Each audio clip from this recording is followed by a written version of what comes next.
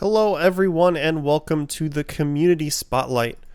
We are here today with Disgaea 4 Complete Plus with Green Z Saber, but before we jump into that, we do have a few quick announcements. Make sure that you tune in this week. Tomorrow, this Tuesday, will be Time Capsule. It's a show about showing off games that are from the same year in speedrunning. So going back, looking at games that were released in the same year and showing off their speedruns. I believe it's 2013 tomorrow, and it'll be starting at 8 p.m. Eastern. As a reminder, Frame Fatale's new event, Fleet Fatales, was released, and submissions for that are currently open. You can find information at gamesdonequick.com/framefatales for all of the dates and how you can submit. And if you're not familiar, Frame Fatales is our all-women speedrunning event. It's going to be running from November 15th to the 21st. So that will be a lot of fun. Make sure you tune in for that. Besides that, we've got Green Z Saber here, just going to run with us, and we've got Steve and Trevor here from NISA to help with commentary. How are you all doing today? I'm doing pretty well. Good. Hi, I'm Steve, by the way. I'm Trevor. Hi, I'm the runner, Green Z Saber. I am the not Trevor. Named That's Steve. Well, I got my big mistake out of the way, so it'll all be smooth sailing from here. Alright, well, this is Disgaea 4 Complete Plus. It came out last year in October. It was originally a PS3 game that released in 2011. It's actually the reason I bought a PS3 to begin with. I've been playing the series since 2008, and I couldn't get enough of it. So once I heard this game was coming out for the PS3, I bought it. I bought a PS3 and I bought this game, and then I beat everything, got all the trophies, beat all the bosses, and then I've played every game since then. And now I got into speedrunning this series back in mid 2017. My first Disgaea speedrun was 5, and I actually ran that in SGDQ 2018.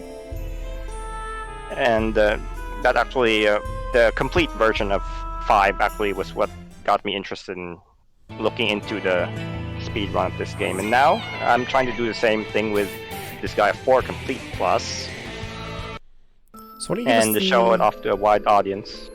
Why don't you give us Go the ahead. intro to this game if people aren't familiar with Disgaea? Like, what is it we're going to see today? I can handle that.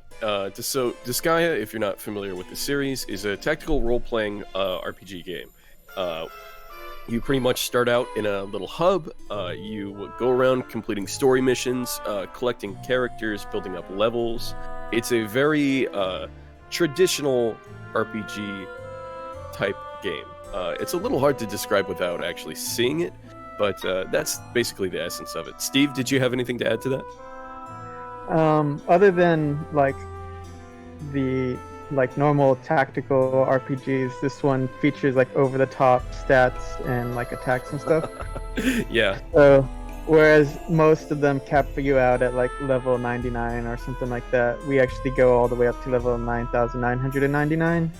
And then, of course, you can reincarnate your characters back to level 1 and then do it all over again. This time they'll be a lot more stronger, though, throughout. Yeah, I think... So as they level up... Oh, sorry. That's alright. I was going to say, I think with the influx of the popularity of idle games, the leveling system in the Disgaea games probably makes a whole lot more sense to people in that context of reincarnating your characters to gain more power, but start back at level 1. I'm not familiar with idle games, but that sounds very interesting. Is that how the idle business works? Pretty much, yeah.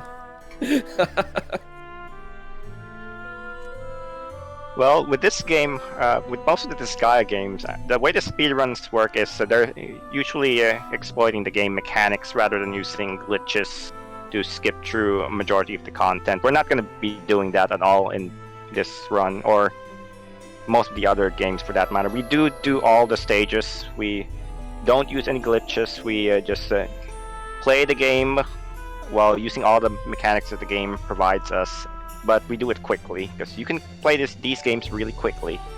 Let me tell you, and we're actually gonna do a small little tutorial segment to show you guys what the battle system is like. So I'll load the save file, and here's your base. This is where you can interact with your NPCs. You can go do this NPC to heal you. You can buy more powerful weapons and armor from some of these, and then you can also plan your characters. In one of them, you can make new characters. You can reincarnate your characters and then set up certain bonuses and whatnot. And this is where we'll go to do some combat. So I'm going to go to a stage right now, and then we'll walk through the game mechanics before we begin, just so everyone's mostly on the same page. So here's your base panel. This is where you can deploy your characters that you have in your party. You can only deploy up to 10 characters at any given time. So here's the main character, Velvetoraz. We'll be using him a lot in this run. And these enemies are Prinnies. They're the mascot of Nippon Ichi Software, the developer of these games, and you can see they have a little red bar underneath them, which means they're enemies, and you can see our ally characters have a green bar underneath them, which means they're allies. So, do you want to explain what these colored tiles are? Yeah, sure. Go ahead. So, the game features Geo Panels. They are the colored floor tiles on the map. By themselves, they don't really do anything, but when you have the Geo Blocks, which are those red, blue, and green cubes, they have effects. And so when they're on top of a Geo Panel, they will give their effect to every panel of the same color that they are on. So even though it's a red panel or a red cube on a blue panel, all the blue panels will have the effect of the red cube, which is enemy boost plus 50%. Yeah, you can see that right there in the class, in the status screen. That's how you know what effect they give. And also, when you deploy your character, you have this battle menu here. You have the move option. Now, if you look at the status screen, you'll see a shoe icon with the number 5 on the bottom left. That's the amount of movement that the character has. So if I select move, you'll see I can move up to 5 tiles. And then the wing icon is jump, which is a stat that affects elevation. So you can see right on the upper right, it says 13 DM, that's the current height. And you can see right there on top of this Geo Block, it says 25 DM. And that means in order for me to climb up this Geo Block, I need at least 12 jump to do that. And also,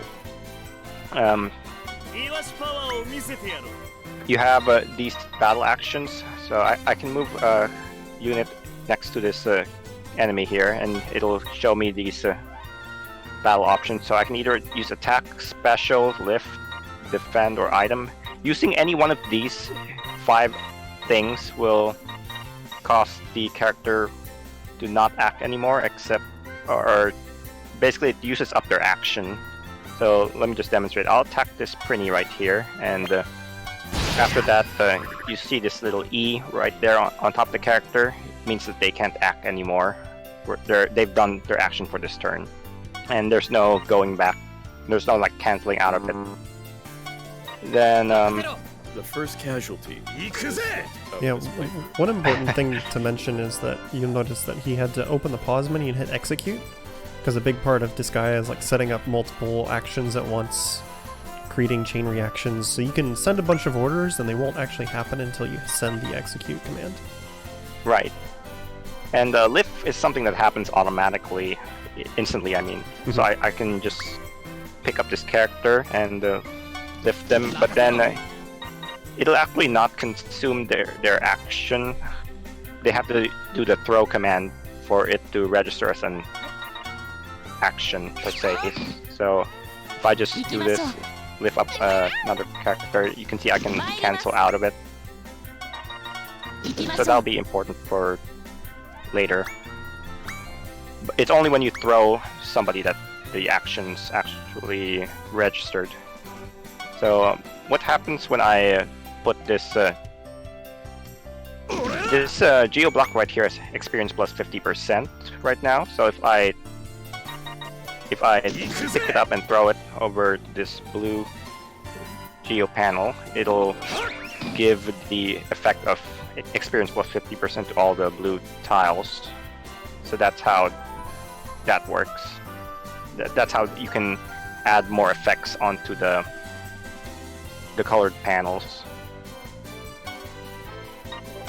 And typically you want to keep the positive effects on the panels while trying to get rid of all of the negative effects. So that's Right. like one of the strategies is to try to get rid of all of the negative ones so that your enemies aren't boosted, but you will actually get all the advantageous boosts. Are you going to be doing any like Geo Clearing during the speedrun? Should we explain how that works? Yeah, I'll do it right now. So when you can actually destroy these Geo Blocks and then something cool will happen. You want to explain what happens as I do this? Sure. So, go for it again, Steve. Alright, so as long as the block that you destroy is a different color than the panel that it's on, there will be an explosion and it'll change all of the panels to the color of the block that was on the panel. You can chain reaction them so that they'll, like you just did, it ends up destroying all of the panels because it goes through all the sequences of the colors. Eventually there's one that's like a clearish yellowish color, and that one is the one that actually destroys the blocks of the color that panel used to be. So if you get the right combinations of colors being destroyed, you can clear all of the panels with one go. You can see too that it, as they were being changed, any characters standing on one of those tiles got damage. So if you chain a lot of those Geo changes, they'll end up just taking a lot of chip damage. And then overall, once it all explodes, then all of those characters take damage as well. So it's a good way to clear out a stock of enemies. Yeah, I'll demonstrate it again. So this is the clear block that we're talking about. It's a null. Null just means it'll completely destroy all the panels. So I'll demonstrate that again and see. So the null block was the last thing that in the chain that was destroyed. So that's why all the panels suddenly start going away. And then you can see this one enemy is weakened. And then you can end your turn and then the enemies will move. But in this case, the enemy is too far away for us to attack us. So that's why you don't see any movement from him.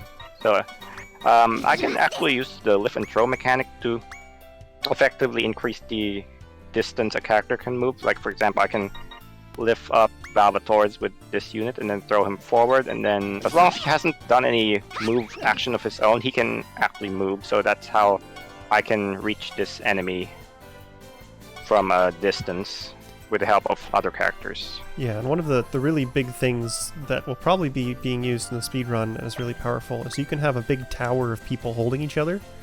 So you can have the mage pick up Velvetoraz, and then somebody else can pick up the mage. And you throw the mage just like this, who's holding the first character, and you can. It lets you move very far across the map in one turn, which is very good when there's a mission that requires like an objective that's pretty far away. Yeah, just like this.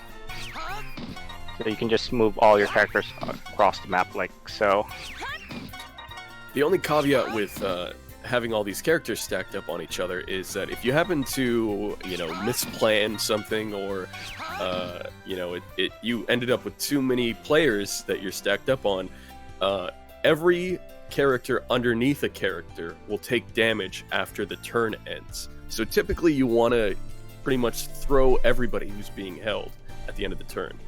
Oh wait, no, I'm sorry. I'm incorrect, aren't I? It's only enemies that you hold that damage you. Yeah, if you're holding an enemy, then you'll take damage. Yep. Yeah. It used to be a thing in Disgaea 1, but it's not for this game anymore. Oh no, my nostalgia is showing. All right, so I'll just. So I selected attack, like they mentioned earlier. You have to execute to actually have the attack go through. So once I select execute, Velvetoraz will attack this enemy and then kill him, and that's the end of the map. So that's how that works. I think we've explained most of the battle mechanics now.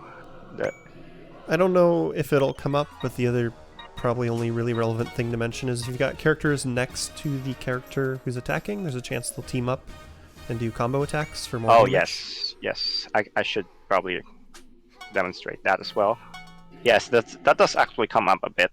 And there's different I'll just ways you can demonstrate that. manipulate like how often team attacks will happen, depending on like which characters you're using, what weapons they have equipped. All right, so you can see there's a chance of team attack. So when I select execute, there's a chance that they'll do this little cut-in image and then attack the enemy. So just like that. And it actually doesn't use up the surrounding units' actions. Makes a really which is cool nice. noise. Yeah, it can be really powerful, especially given the fact that you can cancel movement. So you can move a character next to somebody who's about to attack, so they get a team attack, and then you cancel their movement and you move them somewhere else on their turn. Yep, I can just move them somewhere else, like so. It's also a really good way to level up under-leveled characters. If you're like a lot of people and you have your favorite characters, but there's one character that you need to level up all of a sudden, you can basically move the other character, the one you want to level up, next to the character who's making the attack, and they'll split the XP. So it could be a kind of an EXP share type of mechanic as well. Yeah, I think All we're right. mostly good on explanations, though. Yep, sounds good. Okay, I'm gonna hit a title screen. Then Go for it. for the speed run, we have our settings set that we can play the game as fast as the game will allow us to. So anything that uses up time, like animations, will have them off. But this game does have a feature where if the first skill, if you've never seen the skill animation of a skill before, the skill animation will play out regardless. So we will get to see these flashy skills, but only once. Could you bump down the special effects volume just a little bit? Okay. 10%, I would say. All right. I'd hate to borrow a catchphrase from one of our rivals, but we gotta go fast. All right. Okay. I'm ready when you are, Green Z Saber. All right. First off, I have. Yeah, go I just ahead. wanted to say really quick, anybody in the chat, if you do have any questions about what's going on in this game, what kind of gameplay elements are being utilized, just feel free to post them, and then we'll try our best to answer them. All right. Now, before I start this, I have to put in an in-game cheat code that will unlock some features during the main story. So what's being unlocked? So what happens is you'll hear Velvetoraz say "iwashi," which means sardines in Japanese. That basically means all the tutorial sections will be skipped, which saves about 5 minutes or so of previously mandatory maps, and then it'll unlock a lot of the basically all the things that would unlock normally as you progress through the story. They'll get instantly unlocked. So it's just like a different game mode without the tutorial. It's basically the faster game mode, more or less. So yeah, that's I've done that. So you'll see a lot of stuff available at the very, very beginning, and that allows us to do a lot of interesting strategies to go fast in this game. So it's All right. less of a cheat and more of a shortcut. I'd say it's more of a or less. convenience feature, less of a cheat. Yeah. Yeah. Quality of life brought to you by your always friendly friends at Misa. Oh, okay. That's a good way of putting it. All right. without further ado, I'm gonna start this run. You wanna do a countdown? Yeah, why don't one of our guests give you a countdown? All right. Let's start from 30. 29. No. Let's start from 5. 5, 4, 3, 2, 1, go. Okay. First, to start off, I'm gonna head to this NPC and then immediately increase the amount of experience I get from killing enemies. I'm going to go to the campaign manager, which is an NPC that will allow you to manage your characters, as well as arrange what's called evil symbols. I'm actually gonna go ahead and unlock one right now. So evil symbols in this game are structures that you can place on the campaign map, which is a big grid. And they have a certain area of effect. And if you put characters on that area, they will get certain benefits. And a couple of the evil symbols that I place will share the experience and the mana across all the characters that are in that area. And I'm gonna make some characters for utility purposes. I'm gonna make 2 skulls, a green skull and a blue skull, which is for unlocking a certain class later on, and I'm gonna make 3 warriors for throwing purposes. And then I'm gonna go to the first actual map, which is more of a tutorial type map. Now, these are prinnies. When you throw prinnies, they can self-destruct and you can kill them instantly, but I'm not actually gonna throw them because we need to defeat them for experience. Since all our characters start at level 1, we actually need to level up to make the next map easier. So that's why we actually need to defeat these. Even though we could have ended the map right now. Yeah, I think one thing to explain real quick for people who still aren't very familiar with this game, when you create a character and at the start of the game, and you're creating the lowest tier character, it actually has negative stat influence, so you have to subtract some of their stats before it'll let you make them, which is why he had to pull HP off of the characters he was making. He wasn't lowering the HP because he wanted to, he's kind of required to remove some stats. Right. And mana is something that is very scarce at the very beginning of the game, and you get it for killing enemies, and you get mana equal to their level. But we'll be getting a lot more mana as we play the game. So here, there was an evil symbol that I unlocked at the beginning of the game called the Heart Cannon. So what that does is, Velvetoraz is in the Heart Cannon right now, so what I can do is I can attack this enemy with 4 characters, and then what will happen is Velvetoraz will attack him 4 times. So just like that, I've beaten him, and it actually doesn't use up his action, which is nice.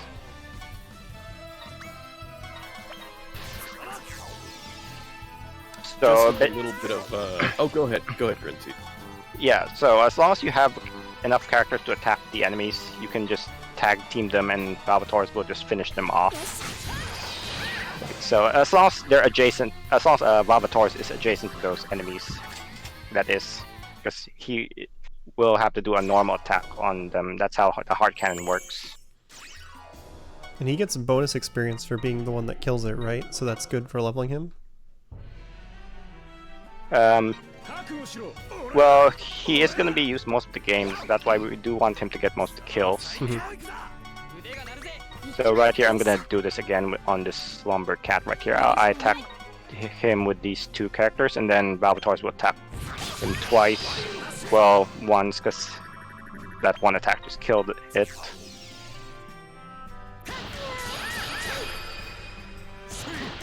And one thing to point out is that for the Disgaea games, they always feature like a new cast, and the stories are always totally separate from the previous ones. So you don't have to play all of them in order to know what's going on. However, the characters that he was fighting was named Axel, who was actually a character from Disgaea 2, who was like the main rival in that game. And here he's kind of fulfilling the same role, but he's in this new Netherworld that's in for Disgaea 4. How would you describe Axel? Um, Kind of like an unlovable loser? yeah. Well, He's very obnoxious. he did briefly show up in the first stage, or the second stage, but we will see him again. And his sidekick is actually, her name is Pink. She actually debuted in the Disgaea 2 Dark Hero days, which was the PSP port of the second game. When that came out, they added new episodes that were featured Axel as the main character for those, and so she was one of the characters that ends up joining him throughout his story. DJ Jeeves says, "What? No, Axel is the Dark Hero, the self-styled Dark Hero." Yeah, and having cameos from characters that in the previous game is kind of a thing in the Disgaea series. So if you haven't played the older games, you'll just won't recognize that a certain character is a reference to an earlier game, which, you know, doesn't really take away from the experience too much. Yep. And at this point, we're gonna fight a boss soon. So I'm gonna buy some equipment, some better equipment to get my characters up to speed. So I need to buy an axe for Velvetoraz, because the axes have the highest attack out of any weapon. And one thing we didn't mention is that if you attack enemies from the sides or behind, you get extra accuracy bonus, rather than if you attack them from the front. And that's pretty important when using an axe, because it does have a like naturally lower hit stat, right? Correct. You actually have negative stats hit to hit most of the time. So yeah, you're sacrificing accuracy in order to deal more damage. Mm-hmm. Alright, so I'm gonna just use the hard cannon to wipe out most of these guys, so you'll see it in action quite a bit here. Here we Also, have Emizel. Yep. And he is the son of the Netherworld President, and he has come to pretty much get rid of this supposed rebellion that's happening in the Netherworld Prison. Right, so we haven't actually talked about the story too much, have we? So No, why not are at we all. rebelling? Velvetoraz here is a Prinny instructor. I think we briefly went over Prinnies, where they're kind of like the minions of the Netherworld. They're basically human spirits that did some bad deeds, and instead of going up to up there, they got sent down to the Netherworld and are now Prinnies, which are basically the jobbers of the demons. They go around doing menial tasks, and they're always used as fodder during the demon wars. But Velvetoraz here is their instructor, who trains them in all their Prinny duties. Steve, do you want to take it from there? Yeah, and so before the game starts, Velvetoraz in the distant past was this tyrant vampire who was well renowned throughout all of the Netherworlds and also in the human worlds. He now cannot imbibe human blood, which is the source of his power. So he has become weak, and that's why he became my Prinny instructor. Although, But what does he use? What does he say that gives him even more power than human blood?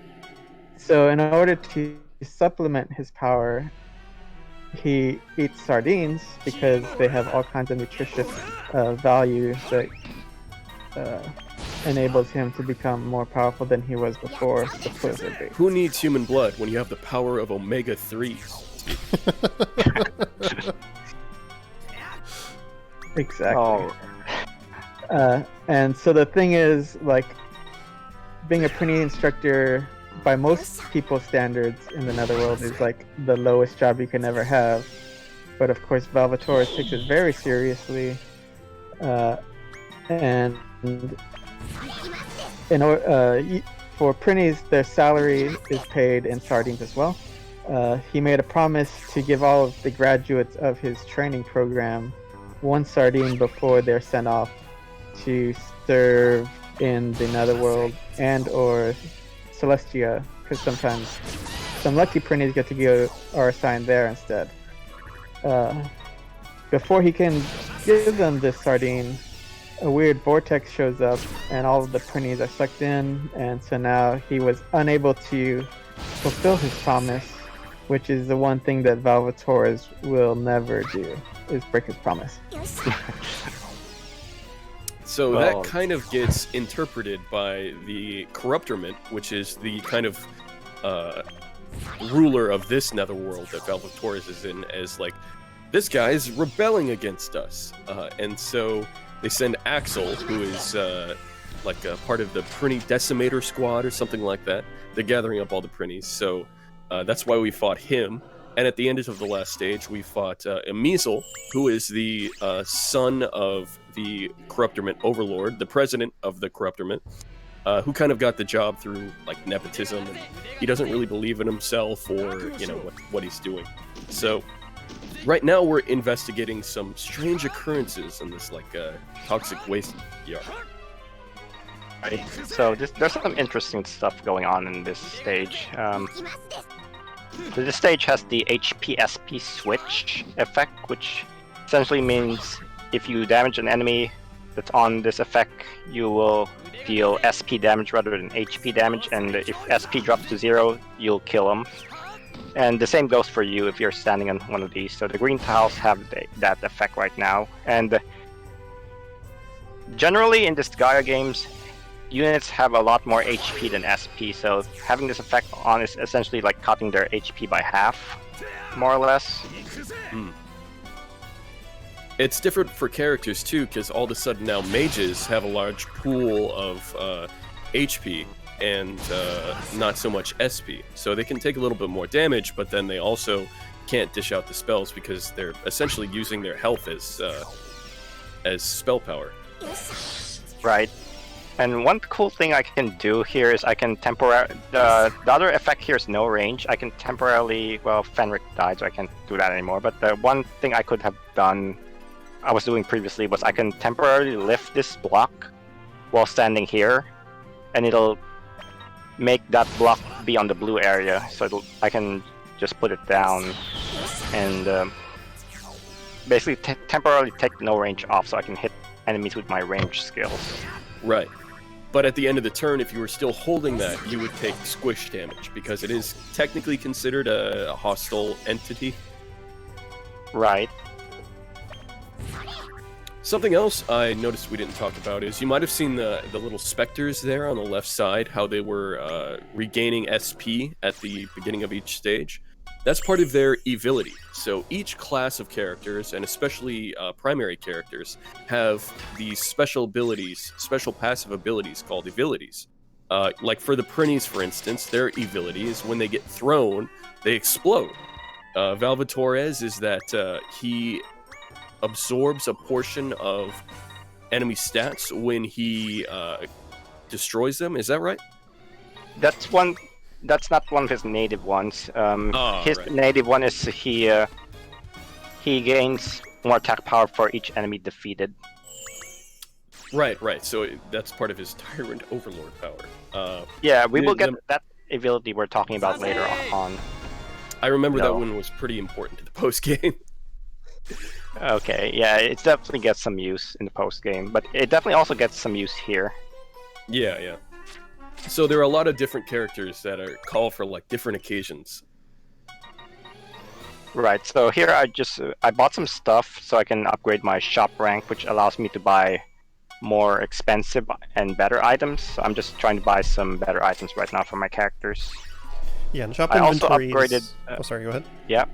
I also upgraded my skills, which is a very good thing to do in this game, because upgrading your skills will exponentially increase their attack power, more or less. And in the case of spells, it also increases their effective range. So right here I have access to a 3x1 AoE spell for upgrading the fire spell to +2. So I can hit these zombies more effectively. Yeah, So the zombies are. Oh, go for it. Sorry. Yeah, I was just going to quickly mention that if you see green going to the shop and closing it and reopening it again, it's because the shop menu is a little bit randomized. So every time you open it, it has slightly different inventory, and if the item he's looking for isn't quite there, just has to reload the shop inventory and see if he can find it. Yep.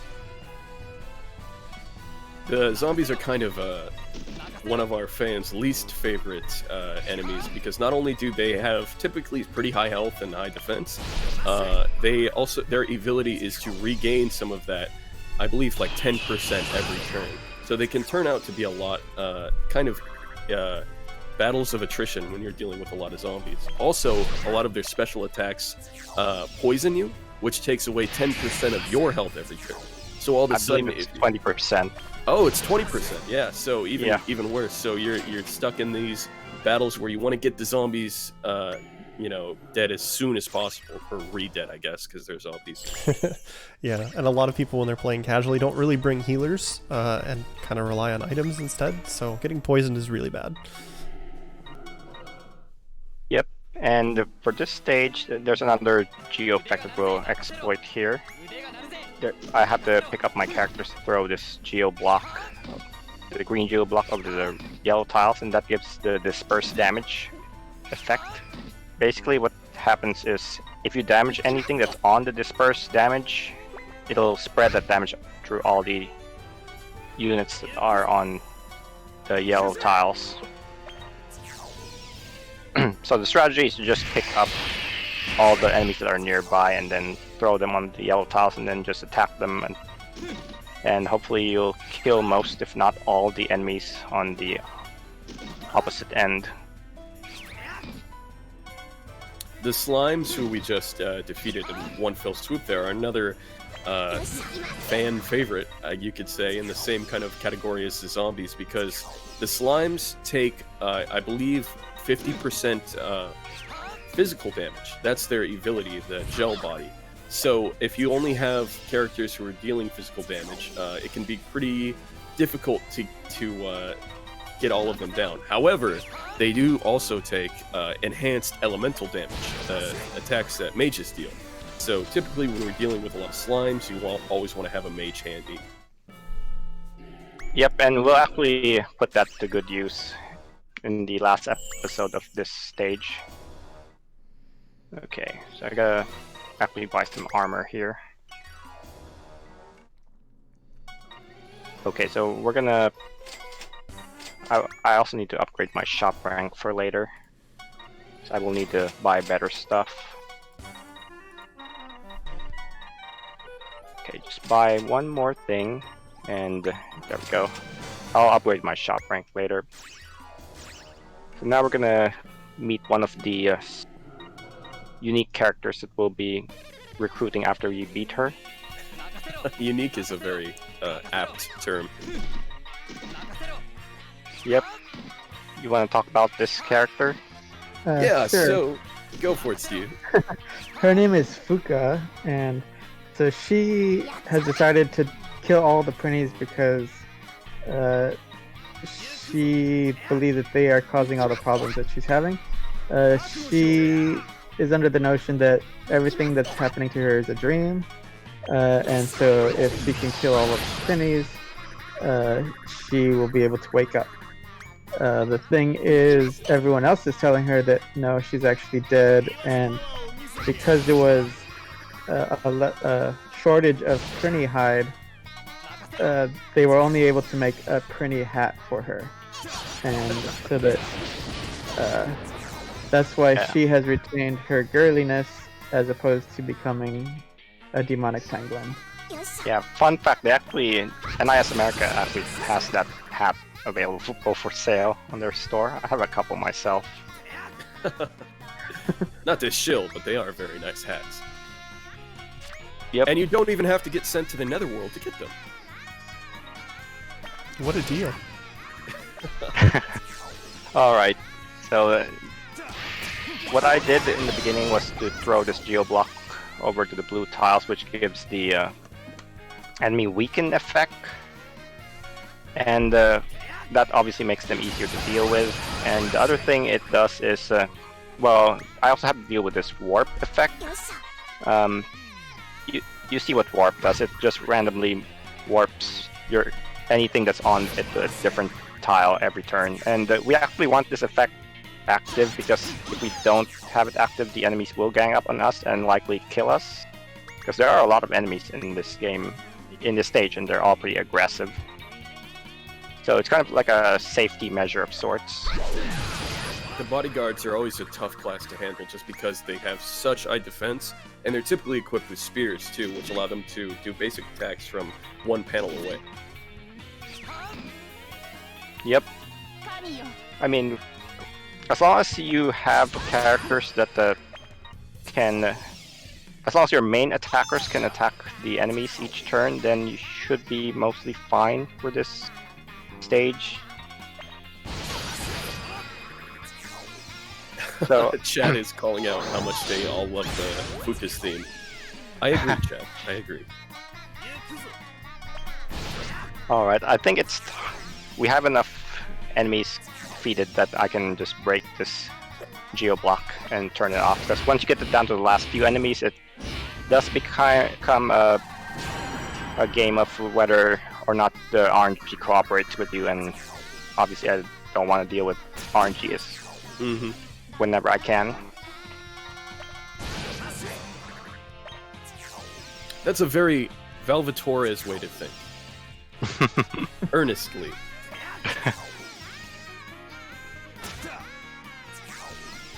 Alright, so we've actually gotten through that stage, and now we have Fuka in our party. But first I need to go to this cheat shop and increase the enemy difficulty.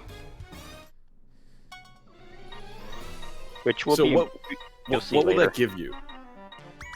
So the cheat shop is an NPC that was added in later Disgaea games and added into this one. What it does is you can increase the amount of experience, mana, or money that you get from killing enemies at the cost of the other two things. So you can increase your mana at the cost of experience or money.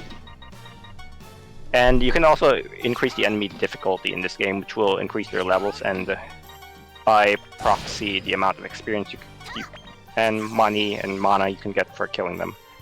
So I increased the enemies here to level 40 because I can weaken them heavily by destroying this Geo Block and causing this gigantic Geo chain. So as you can see, it'll wipe out the big slimes, and then all the smaller slimes will be left with a sliver of HP, small enough such that a single fire spell from our red skull will be able to kill them. So we're kind of doing a bit of grinding, more or less. So I noticed that you threw that character diagonally, and in the original game that was a glitch. That's a feature now, right?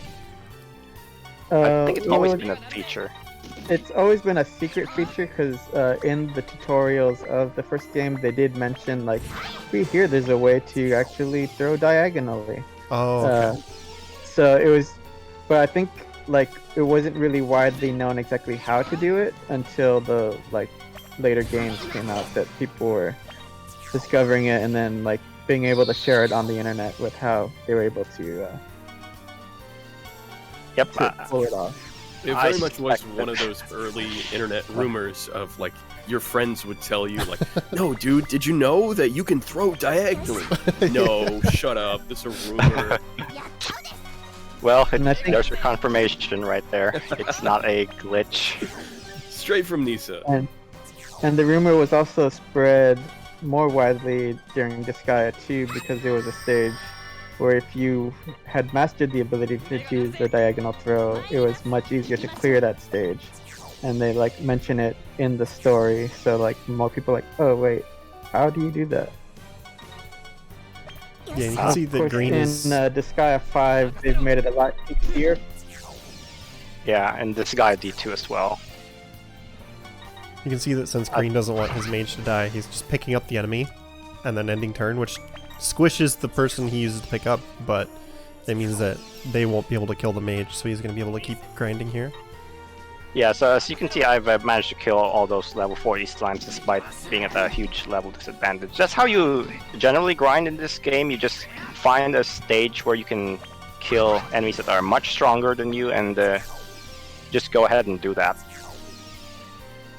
So we will be reincarnating our red skull after this stage, but the main purpose of to grind up the levels was to unlock the star skull. You want to explain what the elements are in this game? Yeah, sure. So you saw him earlier, very briefly, create some characters. And you have the general classes, like the warrior, the lady warrior, the skulls, the mages. With the mage classes, you have initially 3 different classes to choose from. Red skulls for fire, blue skulls for ice, and green skulls for wind. So each enemy class has specific elemental weaknesses. So if you're going against a lot of zombies, you're going to need some fire. If you're going against green skulls, you'll need some ice, stuff like that. But as you level up these characters, these generic classes, new classes unlock. So you'll eventually get to what's the Star Skull, which deals star damage, which is basically effective, but not super effective against pretty much any class. Right, so it's more like a non-elemental kind of deal. The thing is, enemy resistances vary a lot throughout the game, but they have like a universal resistance to star, more or less. There's basically nothing that resists it, in other words. It's kind of like a general magic missile-esque kind of thing, so you don't need to worry too much about which kind of enemy you're using it against. Okay, yeah, it's a better way to put it. Tempest Mass 1000 asks, wait, do we have Nisa people on commentary? We do indeed. My name is Trevor. I'm a content moderator at NIS America, and we have, I'll let Steve introduce himself. And I'm Steve. I'm one of the editors at NIS America. I've actually been editing the Disgaea games since Disgaea 2, all except for Disgaea Infinite. That was the only one that I haven't worked on. And I actually did also do the expanded stories like the Etna mode when Disgaea 1 was ported for first the PSP and then the Nintendo DS. Alright. So what I'm doing right now is I'm trying to raise my shop rank to buy the strongest axe available, which I just bought there. It's the Temptress, because I'm going to go to the item world and level it up. Then I also unlocked the Rose and Queen Evil symbol, which unlocks this specialty shop, which will allow me to buy slippers, which is a shoe item. And in this game, you can equip up to 3 armor-type pieces of equipment on a character. And you can equip 3 of the same thing. So I can equip 3 slippers onto my characters, which will give them 3 extra move to work with. And in a grid-based strategy RPG like this one, having a lot of move is very beneficial. Yeah, especially early on when their stats aren't that high. Just being able to move quickly is really good. Yeah, because we're gonna go to the item world in a bit. All the Disgaea games have a little segment where you have to go to the item world to level up an item to actually progress with the plot. So I'm just gonna do that right here because it is something that we need to do to progress. So I'm just gonna roll with the most powerful item I can buy at the moment. Then I actually forgot to teach Triple Strike to Fenrik, so I'll do that right now. And I will save because the item world can be very volatile, and it might get to a point where we might be stuck more or less. I do have the enemy strength still stuck at 6 stars. That's mostly because we won't be trying to kill any of the enemies here. So you want to explain the item world? Yar, the item world be a harsh mistress. So the item world is one of the many features in Disgaea that adds layers upon layers upon layers of playtime to it. So basically, if you have an item you really like, it's a rare item, it's, you know, one that's really works for your characters, but the stats aren't that great. You go into the item world, which basically means you go into that item itself, and you go in and progress stages to increase the stats on that item. So we're in an axe right now, and with every stage we get through, the stats for that axe will get a little bit better. At the end of each 10 stages, there'll either be a general, a king, and at the very end of the item world, depending on its rarity, there'll be an item god, which each We defeat... won't see. Yeah, we won't see that, but they're there. They're not a real god. So basically, if you want to have some really top-tier equipment, you're going to need to level up your items in the item world. Yep, it's generally a post-game feature. If you're just trying to get to the main story, we're just gonna do what's the minimum that's required and then move on, because we get access to a lot more powerful items that'll basically outclass the item that we're in as we go on. So the way to progress through this is to just head to the orange gate as soon as possible. And that's one of the reasons why I bought a lot of shoes for my characters, because it'll allow us to traverse all these floors without any issue. The only thing that can impede this is the presence of a gatekeeper, which is a unit that can spawn on top of the gate, so you have to either move them, or if they spawn in a corner, there's actually no way we can move them at the moment, so we have to use a Mr. Gensi exit to exit the item, which I did earlier. But Yeah. we're getting some pretty good luck here. One thing to mention is that these are randomly generated.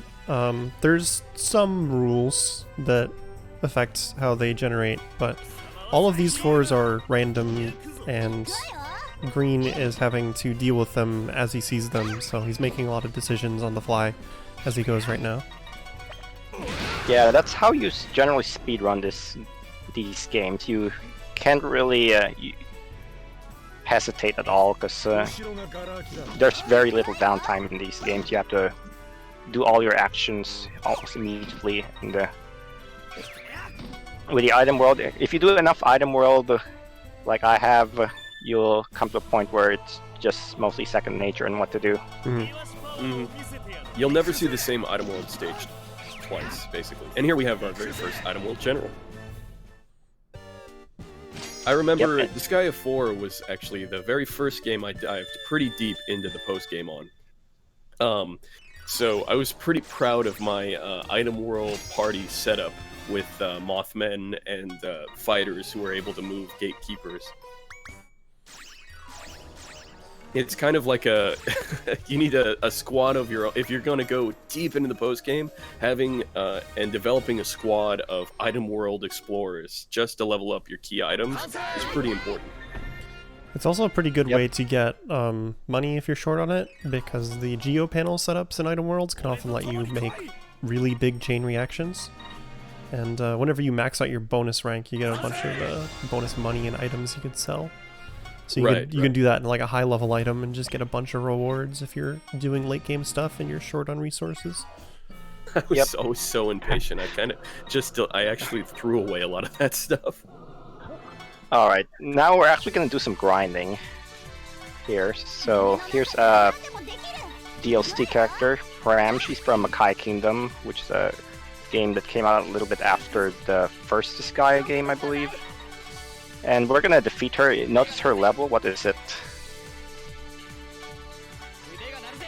You see what level she's at? Oh, she's at 99. Yep. That's important. So we're gonna set up this huge combo attack with the heart cannon.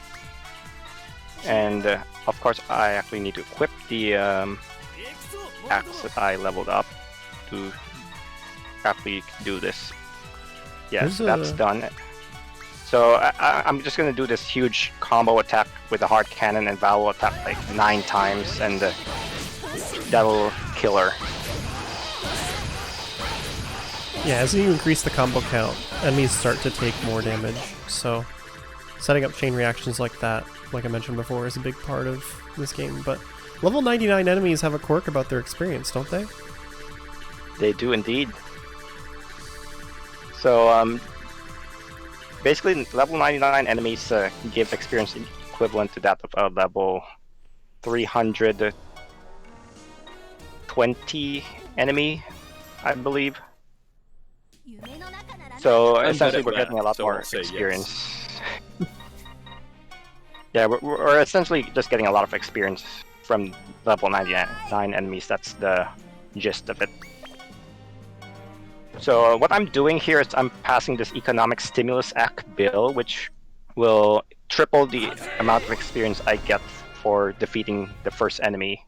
So that's why we can get a lot of levels. So as you can see, Velvetoraz is now level 73 from that one battle when he was around level 22 earlier. So yeah, that's the power of level 99 grinding. Yeah, and just to comment really quickly on that little vote thing you entered earlier, that is, it's the Evil Assembly. So as you want to change some of the things around you, you want a new shop stuff, you want to, unlock a character of a certain skill level, you need to go to the Evil Assembly and convince the senators there to pass your bill. Sometimes you can bribe them. In fact, most of the time, if you want to pass a unpopular vote, you have to bribe them with rare items or items their class likes. And if you go ahead, we don't do that in speedruns because it's way too way too long. But if it gets if your resolution gets denied, you can actually take another route, right? Yep. You can beat up all the senators. Well, the ones who voted against you. Well, yes, yeah. Isn't that like persuade by force or something like that? Yeah, it's called persuade by force. Yeah, we don't do that in the speedrun either, because the enemies are usually at the senators are usually at fairly high levels, so we won't be able to beat them. Okay, I remember my first game was Disgaea 2, and I was just a young man, and I was like, what? They didn't pass my resolution? I'm gonna fight all these guys. And then it starts, and they're level 300, and I haven't saved in 3 hours. Yup. Like, oh no. Yep, so I forgot to pass There is a trick that you can use. If you throw lower level enemies onto a senator that voted for you, that senator that voted for you will increase in levels, because if you throw enemies onto each other, they combine, and it'll give them the combined level of both of the two units. So if you're lucky enough, you can just throw all of the high level people onto your high level supporters, and that will eliminate them without having to actually kill them. But it's time consuming to get the right angles to throw, and you may just die trying to set up all of your throws anyway. Yeah, that's why we don't do it in speedruns. And there is some random factors on like which senators are going to be there, and even like whether or not they vote yes or no. So if you're trying to pass like a really hard vote, you can also just save and try it several times in a row. Right. In this case, as far as speedrun is concerned, we just try again until we get the bill to pass. Because I'm not gonna go for the low % chance bills. I'm just gonna go for ones with a decent chance of passing. Okay, so our grind is actually complete now. So you can see how high our levels are. 95 Velvetoraz, 66 Star Skull, 75 Star Skull, and then Pram's level 67. So you saw how long that took. Probably about 5 minutes, I would say. You might, if you blinked, you might have missed it. Yeah, and if you're trying to set up like a grind like that in your own game and you're playing one of the other games that doesn't have a convenient level 99 enemy, you can do what Steve mentioned and throw enemies on top of each other so that they total up 99 and then kill that enemy. Which is also probably the easier way to do it, because if you throw low health enemies on top of each other, they kind of stay low health. So that's Right. one of the ways like you can the do it in a damage- casual playthrough. Yeah, the damage that they've taken stays with them when they combine. Yep. Okay, so I'm just gonna need to equip my party with slippers. At this point, we have very high level characters compared to the enemy, so everything's gonna get one-shotted. That doesn't mean we can just plow through the game like this, because every episode that we go to, enemies are gonna get a lot stronger. So we essentially want to grind in most Disgaea games to the point where we can one-shot the enemies in the episodes, and when we get to a point where we can't one-shot the enemies with multiple art skills, we will just grind again to get our characters up to that point. So that's generally how speedruns of these games work. Okay. Basically, we want to pull an Omae wa mo Shinderu every month. That's our strategy going forward. Yeah. I forgot to teach the skills to my new party. So we have a Star Skull here and Pram. They're gonna be the characters that we use for most of the run. I actually need to go swap positions of the Star Skull. Let me see which one has the... Okay, that's correct. I feel like the Omaewa mo Shinderu like fits better with the general animations of the sword attacks. Kind of fits that aesthetic a bit better than the axe. Especially the late game ones. Oh yeah. Alright, so here we've unlocked Velvetoraz's best skill, Tyrant Fluid, which I'll use right now. Enjoy the animation, because that's the only time you'll see that. It's very powerful since it has a 3 panels in front and then 5 panels to the back row. So we will be using that skill a lot with him.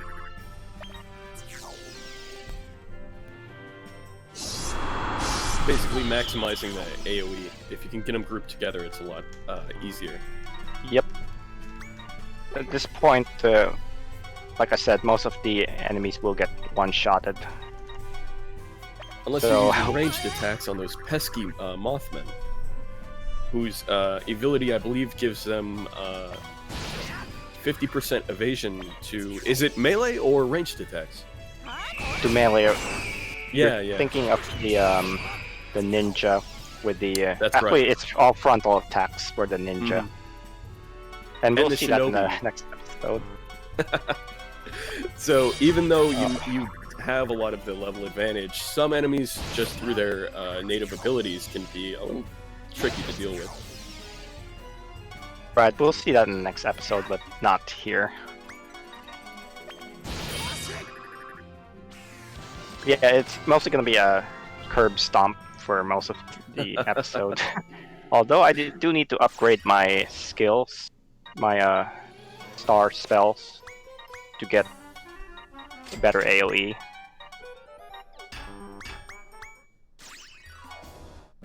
So in this stage, it's pretty simple. I just bring out my some characters to throw these units to make a line, and then I can just bring out my other characters, my main attackers, and then blast them with AoE skills. So it's pretty straightforward. I want them over there. So just like that, we have a one-turn clear here. So at this point in the story, what's going on? So we are now in one of the nether hells, nether prisons, sorry. And I believe we're trying to free somebody. Or at least that's ultimately what happens. Steve, do you want to elaborate a little bit more on that? So yeah, they're in. So Hades is the Netherworld Prison. It's also where the Prinnies are trained. So in order to stop your rebellion, Axel, I believe, and Emizel are trying to unleash the final boss that's being held in like solitary confinement in the prison to use against you to eliminate your threat to their power. The ultimate final boss, actually, isn't it? The ultimate final double boss. And so you're kind of fighting your way to their cell. I remember actually one of my favorite cutscenes in this game, we won't see it, is when you eventually do confront Axel and Emizel in front of the final boss, and we won't see it, so Axel, of course, ends up getting murked by this final boss, and Velvetoraz is very upset over that, because he doesn't, even though Axel is his enemy, he doesn't see, you know, the bad in anybody. Pretty much, he wants to improve upon everybody's life in the Netherworld. But he has a really funny line. I think I kind of remember that, actually, now that you mention it. I haven't watched the story scenes in ages, but I believe I remember that. There's some scenes that really stick out in this game. It's actually kind of a big part of Disgaea. So if you're not familiar with you know, the theme of Disgaea, it's very lighthearted. Some people would call it campy, but I'd call it just very digestible. The kinds of story elements and plots, you know, the serious themes do come up, but it's always a really fun experience to go through a Disgaea game. Yeah, if you boil the plot of Disgaea down to plot points, it would look very different than how it's actually executed, because it's done in a very humorous and lighthearted way the entire way through. But when you're looking at the plot points, you're like, this story's dark, what the heck? Yeah, and it absolutely. But you wouldn't know it from the characters. Yeah. That's part of the charm. Yes, it is. I also like, I'm also a big fan of how, like, for this release, they made things a lot more bearable as far as, like, for returning players, because some the movement speed wasn't that quick in the original, and they added these speed up functions to make the game play faster. We tried to make like add in some of the stuff that was incorporated in later games, just so that, like, if you're not playing in order, you can still kind of use the tactics that you've used in the other ones that you've played, even if they were further down the line. So you get these nice quality of life features that make things go a lot smoother. Yeah, and it's definitely helped for speed running as well. The original PS3 version run by Pink Pajamas, who's probably in chat, it was like a little over 3 hours. So to get it down to about 2 hours is a huge difference this version has over the original. Yeah, Pink Pajamas ran a lot of the early games even before they had the quality of life updates. He had a run of Disgaea 1 original version that was like, I don't know, 6 hours or something. So I believe this is the ultimate final boss that we're going up against. It is indeed. Do you remember her full name, Steve? Yes, because that was actually the first thing I ever did when I was working on this game. They were like, hey, we've got this character. We know what we want her name to be an acronym. We know what the letters are going to be. We need you to come up with what it actually means. Oh, that's cool. So her name is Desco, which stands for Death/Extermination Submersible Combat Organism. I haven't heard that one in a while. It's all coming back. That's right. So not only is she a final boss, she's also submersible. Now we have her in the party. Her class is supposed final boss. Right, basically. So she's a monster type character, which is something we haven't gone too much in before. So a lot of our enemies so far have been monster type characters, and the way it gets broken down is that you have human type characters like Velvetoraz or Fenrik or some of your mages, and then you have human type, monster type characters that only can equip special monster weapons. Yep. Also, only humanoids can use the lift and throw. The monsters, I believe in this game, have the receive ability. Yep. Basically, so when you throw something onto top of a monster, it'll just bounce off them, and we'll actually use that feature in later map. And the nice thing about that is, because for humanoids, it can only throw once per turn. The monsters can do the receive action as many times as you throw people on top of them. And it also makes a very funny noise. Yeah, we'll see that at some point, but probably not now. In this episode, we are primarily fighting ninjas who have that evasion ability that they were talking about earlier. So you want to just attack them from behind so you don't have to have a 50% chance of hitting them. And as you can see, they're very prevalent in this episode. Basically, every single stage in here will be fighting these ninjas. They're actually called office workers, which makes them kind of different from ninjas. Basically, they're kind of ninjas, but they're not really. They have the abilities of ninjas, but they're special ninjas, let me put it that way. Listen, they graduated. Nobody knows what's going to happen once you graduate from Ninja Academy. You think your career is going to go one way, and then all of a sudden you're working an office job. They've gone corporate on us. I mean, yeah, they sold out, man. The ninja skill set would be really useful for just like an office environment sometimes.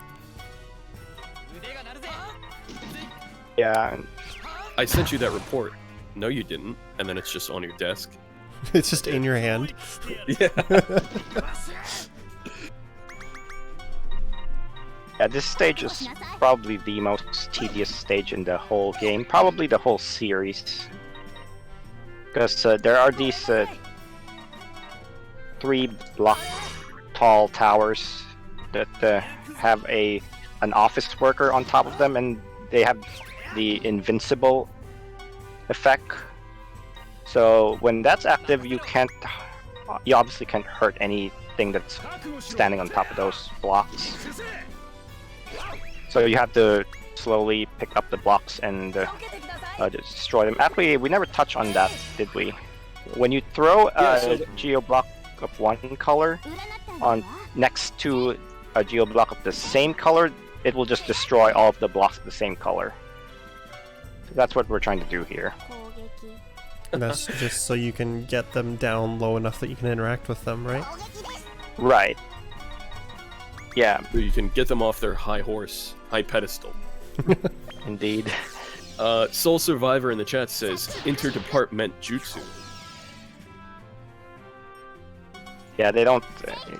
unfortunately, there's not really much we can do to speed this up other than basically not hesitating. And also, you don't have to destroy all the Geo Blocks. You just have to destroy all but the Aqua ones, because the Aqua ones don't have that invincible effect. In the story, at this point, we're actually... so at the last stage, we defeated Desco. We stopped Demisel and Axel from their plan of using her. And she's joined our party because she recognizes Fuka as her big sister. So they kind of have an inexplicable bond, or is it? and Disco joins the party. And now there's been some, the demon rebellion is in full swing, and the corruptorment has to put a stop to it. So we're at one of the many major propaganda centers throughout this netherworld that are spreading some very not nice rumors about our main cast. So why are we fighting the office workers anyways? Because we want to blow up their tower. So Measle is he has been reported as being killed in the event that happened with Disco. That's right. He is trying to set the record straight that he is actually alive and all is well with him. Velvetoraz, on the other hand, read an article in their newspaper that had a typo in it. Instead of Prinny, it said Primy. And so he has come to fix this error. And he really doesn't care too much about Measle's predicament. At least, not outwardly. So yeah, you're trying to correct the fake news that has been reported. Oh no. Okay. See. There's also a bit of a running joke in the Disgaea series of boss characters that join your party, and in some of the games the justification is pretty flimsy just because it's a running joke. So Everybody loves Disco though, so it's Yeah. okay. Yeah, I definitely like her. He's one of the most useful party members in this game. She will definitely see some action, but not right now. Because this isn't the last time we'll be grinding in this game, I'll tell you that, and she will show up in the next grinding section. So, as you can see, there's the lone red and yellow geo blocks that are on the opposite ends of the map. I could break this wall of geo blocks by throwing them, but it's better to just blast your way through with your mages to make an opening. And then you can just bring Velvetoraz in here and defeat these enemies. Here's Valzy. That one officer used his innate ability to not die. Right. Yeah. Fortunately, we're way over leveled compared to them, so it's only a matter of time. And as you can see, this stage has nothing but office workers. So, well, there are some monsters over there, and they'll do what's called a magic change. You want to explain that one?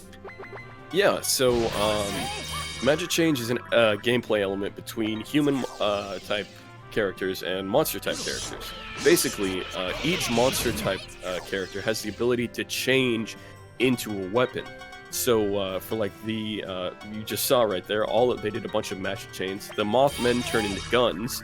The Q-Sits turn into swords, and I believe I saw something else that went a little too fast. But anyway, those weapons have most of the stats of the characters of the monster enemies they transformed from.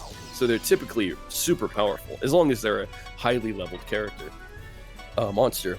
And not only that is, they carry over the abilities of that monster that they magic changed from. So the ninja, in addition to already having an innate ability power that lets him dodge 50% of attacks from the front, he now has the Mothman ability that lets him dodge ranged attacks 50% as well. So they It's become melee really attacks. tricky. Yeah. Yeah, it's melee attacks, I believe. Because I have a 99% chance to hit them from afar. And the benefit to doing it yourself is that when you kill characters while magic change, both characters will get the rewards of the EXP and mana for the kill. Yeah, and we'll actually use that in the next grinding session. So essentially, if anything that magic changes with a human, the monster and the human will share the experience, which is really nice for grinding multiple characters. Alright, here we have the boss stage of this episode. It's not really much of a boss because we can kill them in one hit. You wouldn't even think we were fighting a boss, but it is what it is.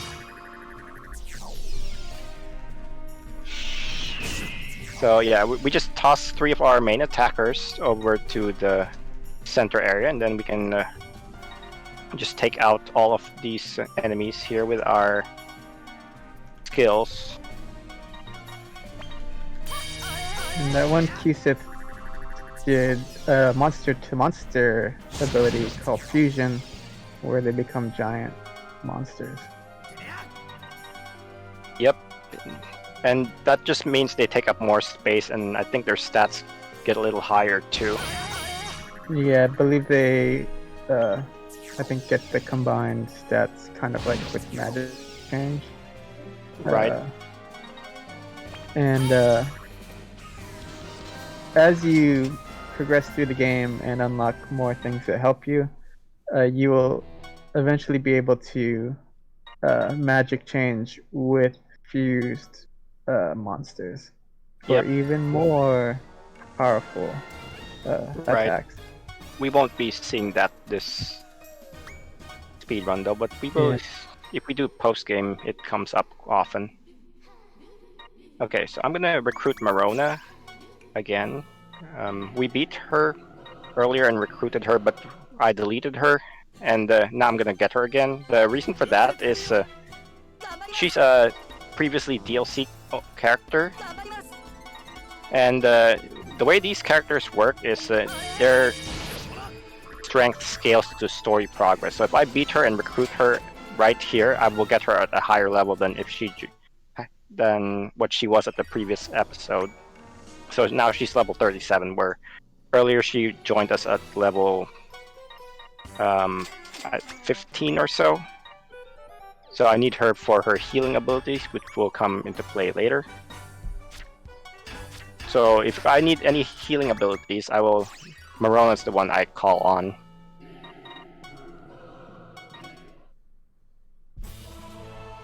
Then I just upgraded my skills so I can one-shot most of the enemies in this episode. Upgrading skills is something you can do if you have enough mana. What it does is it'll make them a lot more powerful, and it'll also increase their SP cost exponentially.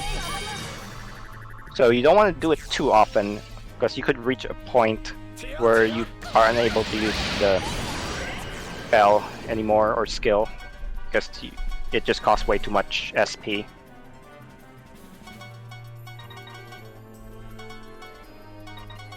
And so here you're fighting in an amusement park. Story-wise, this park is used to kind of like train demons so that they kind of learn how to fight in a fun environment. Well, it seems pretty serious to me right here. And this is our grinding stage. It doesn't actually have the grinding elements right now, but we will revisit this stage again.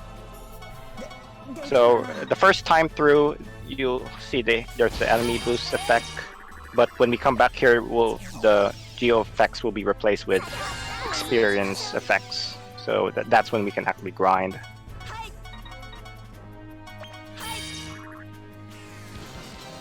And then coming up is the stage, which is the main reason why we needed to recruit Marona to begin with. So there's 9 enemies here that are on the reverse damage tiles, and what that does is if anything on the reverse damage tile gets damaged normally, it would heal them, and if they would be healed while on the reverse damage tiles, they'll actually take damage from it. So we need to use Marona to heal these enemies to death. It's the ultimate gift of love. And the cockatrice enemies actually won't get one-shotted by a heal. I could upgrade heal to 5 and have a plus AoE, but I found that the cockatrices survive it. So I just go for the mages and then go for the cockatrice enemies last. After a few turns, they're just gonna move on their own. But obviously, we want to start killing things as soon as possible, so we don't have to spend so many turns on this stage. And that takes care of that. So now Marona's services won't be needed for now, so I will just delete her and say goodbye to her. Bye, Marona. And that's just so if you need her again later, you can pick her up at a higher level. Indeed. Okay, so I need to upgrade. Oh, I don't have enough mana on Pram to do that. So upgrading, I want to upgrade some skills to make some of these later stages easier, but it doesn't seem like I have the mana to do that. So I'll have some things might be two-shotted here when they would normally be one-shotted with the strategy that I would use.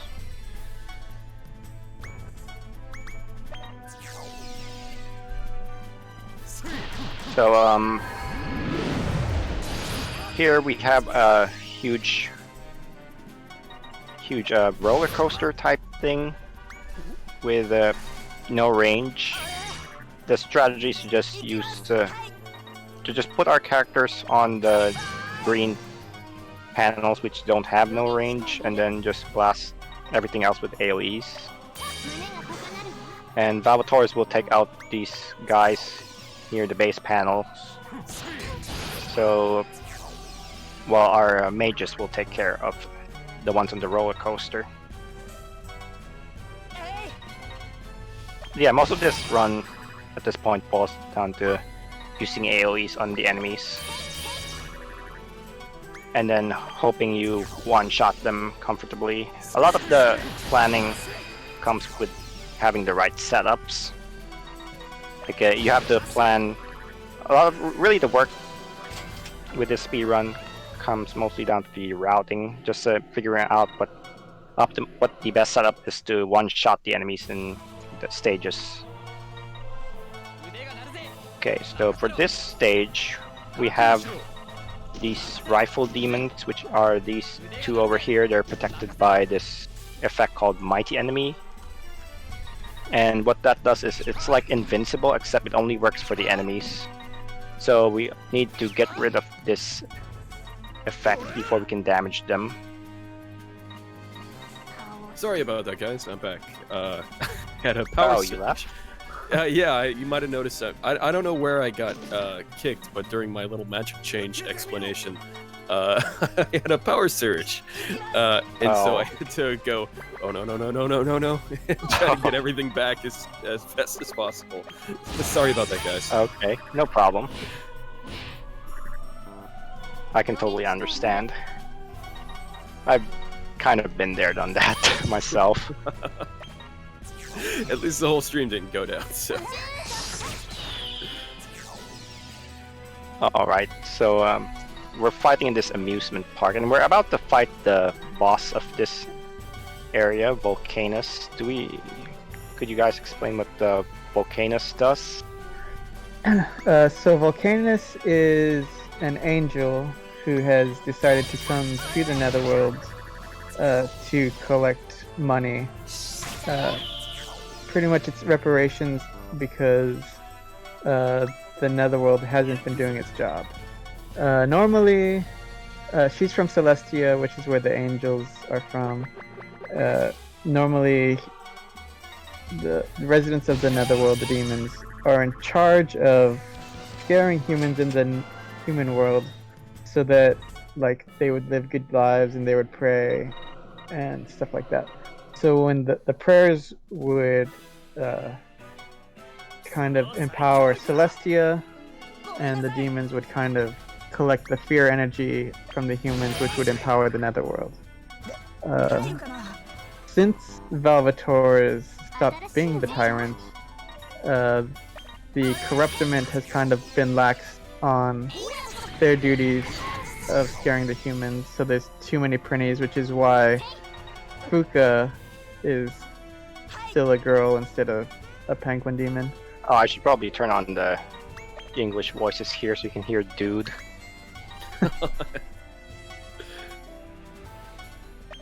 I'm playing on Japanese for a certain reason, which I won't get into, but I'll leave it on English for this one stage. And there's if the you when you talk now. the little clouds are the best. And so, If you've played Disgaea 1 too, you might notice that there was also a character named Volcanus. Yes. So maybe it's more of a Dread Pirate Roberts thing than an actual name. perhaps. And so all the demons consider her as just some money-grubbing angel. They call her their angel of avarice because she comes down and pretty much mugs them, takes all their money because she claims that they owe a certain amount to Celestia. Velvetoraz thinks she looks kind of familiar to someone from his past. Well, either way, Sure. we have her in the party now, so I'm gonna upgrade some of her skills. She has a Braveheart and Magic Boost, which are very useful buff spells, which will see a lot of use as we face more powerful enemies. So I need. Braveheart boosts your physical attack of the unit that's cast it on, and Magic Boost does the same, but for magic users. Okay. Yep. That's it. And I need to reincarnate my Star Skulls into ghosts. And the reason we're gonna do that is because we're gonna do some grinding at this point. This will be the last grinding session we'll do. You can see after this you can see how high we can reach our levels in this game if we know what to do. And is that it? I think that's it. Okay. Alright, so I'm gonna go back to the stage I mentioned. This time you can see the experience effects, but first I need to do a little bit of setup to get that experience effect. So I throw this Geo Block over the purple area, and then I will destroy it with Velvetoraz and Fram. And then it's gonna cause a chain that'll turn the tiles yellow, and that'll give us the experience effect. And then we're gonna do some magic changing. So I'll magic change Disgaea onto Velvetoraz, and then we're gonna boost Val's attack with Volcanus. And then we're fighting level 99 enemies again, by the way. So that's why we specifically picked this stage. So you can see right there, they're level 99. So we've leveled up. At this point, sometimes we might be cutting it close with whether the enemies survive or not. But oh, that's right, I forgot to get absorption for him. That's what it was. So I'll need to get that for him after this stage. We should also mention too that now that you've max changed with Disgaea, she is getting a portion of all of the EXP as well. Yep. So we're grinding two characters at once.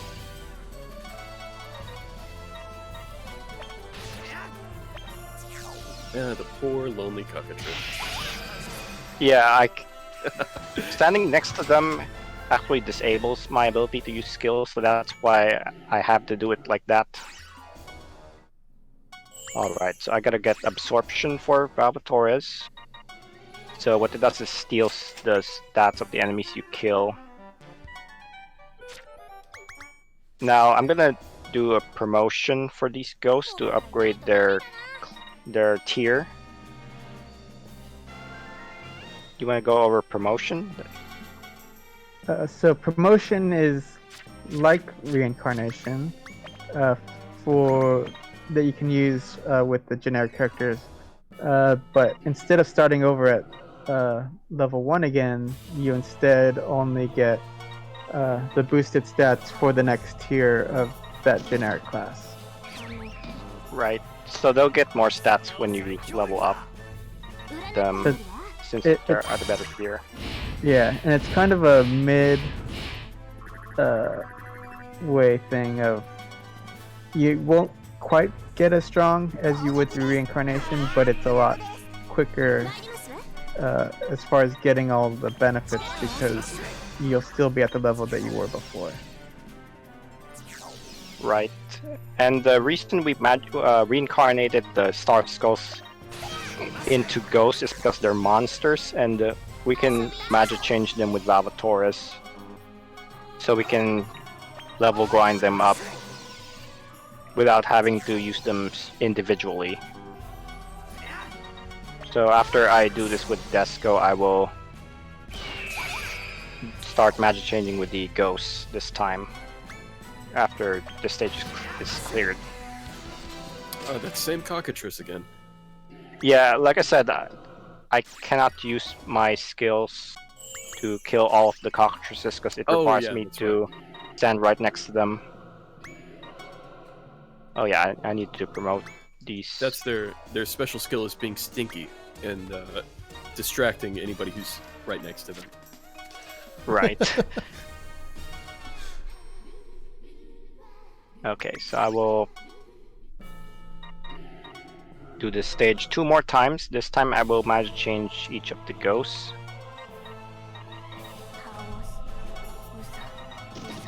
Yeah, so Velvetoraz is already level 184 at this point.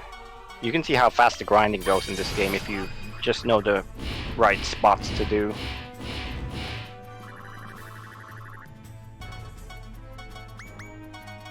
Did you think that we would be actually able to get this high level in the amount of time that we've had so far? Well, I believed in you from the beginning. Okay. Even though it's never happened to me, I had my full faith and trust. Okay. Well, we're gonna be around level 200, or actually we're gonna be over 200 at the end of this. Yeah, for me, it's like I knew about some of these tricks, but I don't know this game. So I had a good idea you were going to grind to high levels, I just didn't know what to expect. Okay. And you're still getting higher than I thought you would, faster than you would, so it's pretty impressive. Yeah, there's a lot of... You have to grind in Disgaea games to go fast in this game, just because the ability to one-shot enemies is just so worth it.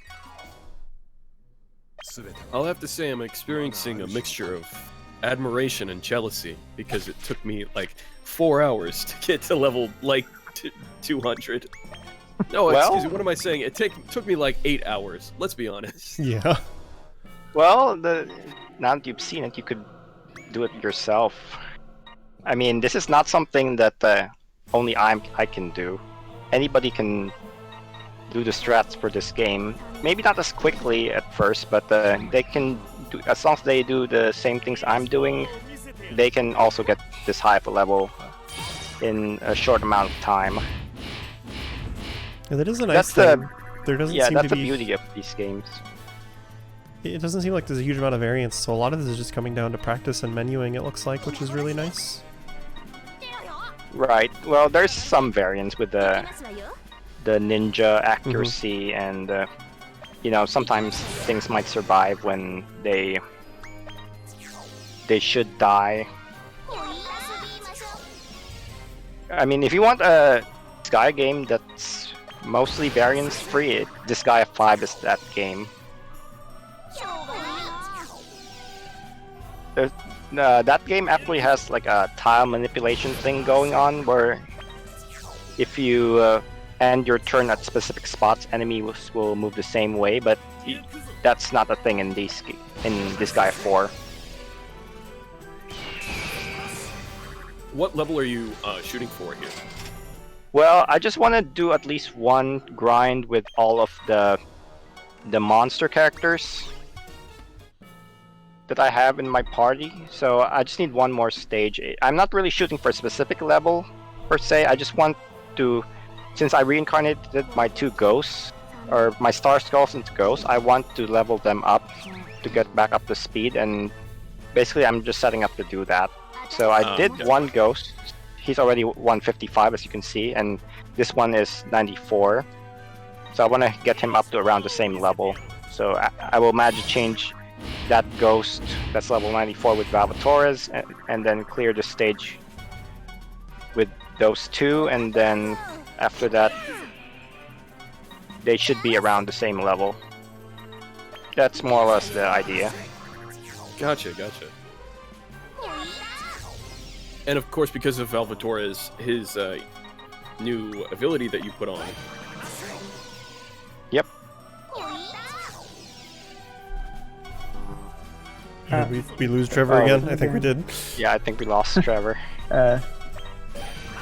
Yeah, basically, with the ability that we have on Absorption, he will get much more powerful every time he kills enemies.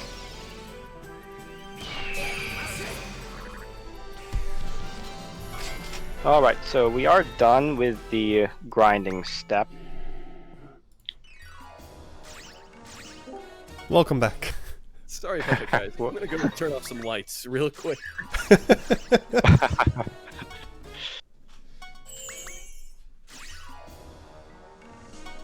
Just unplug my fridge.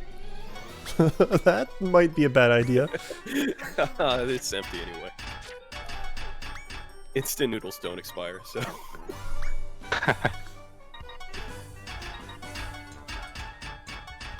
Alright, so I've got my characters leveled up now. So what I need to do is equip some shoes onto all of them.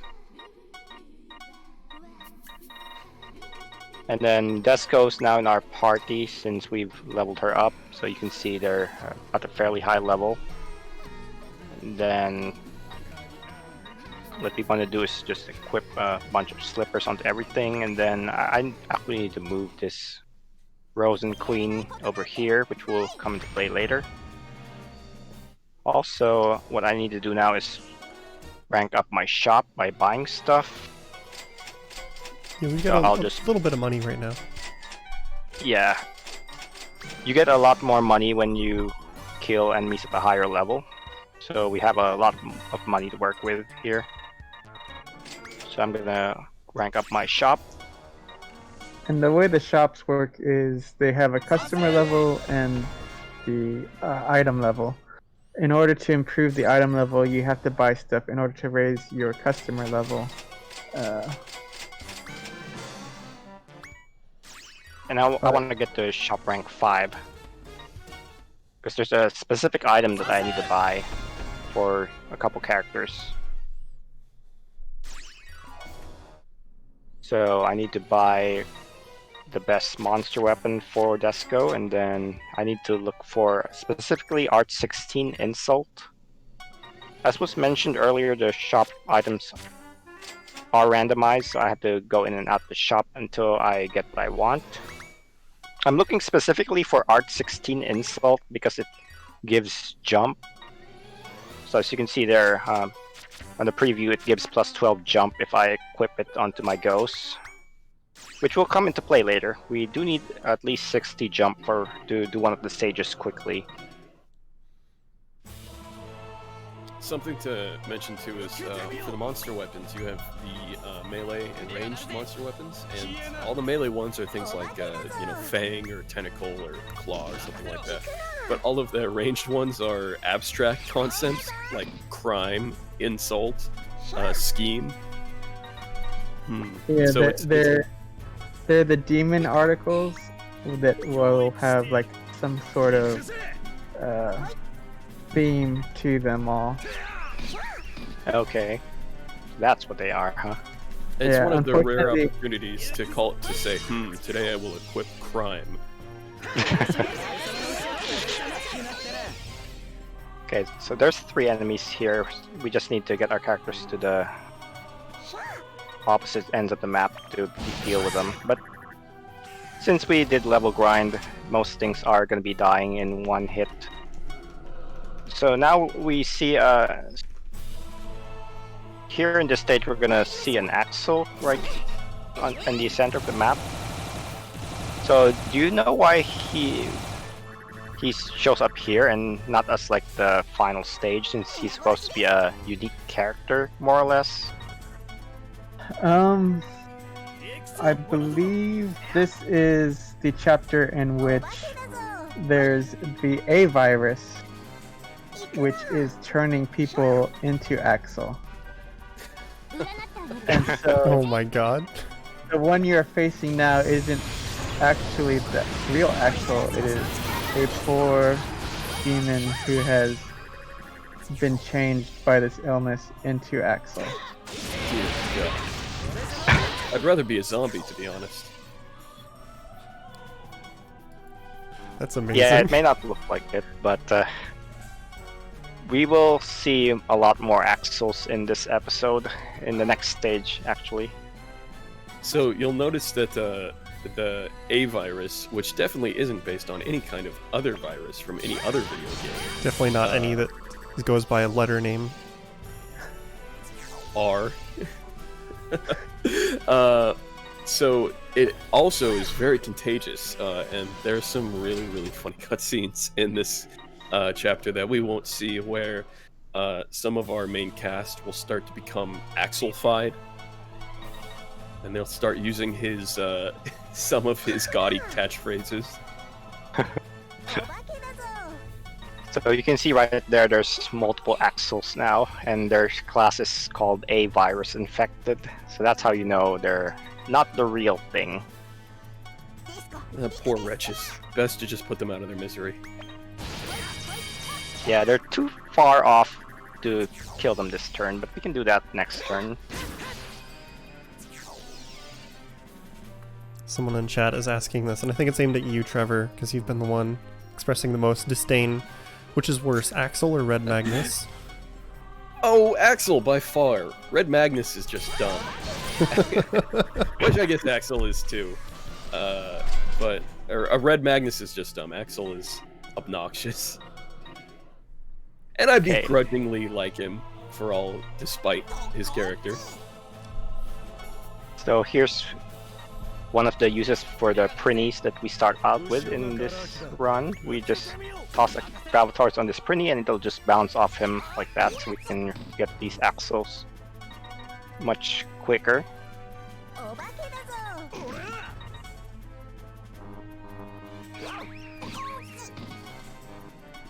And then this should be a 2-turn map, since we have a couple characters on the opposite ends of the map. So we can just snipe each Axel each turn, and there's like 6 of them. And there's also the clone effect that creates another Axel, but it doesn't matter because we have more than enough characters to take them out.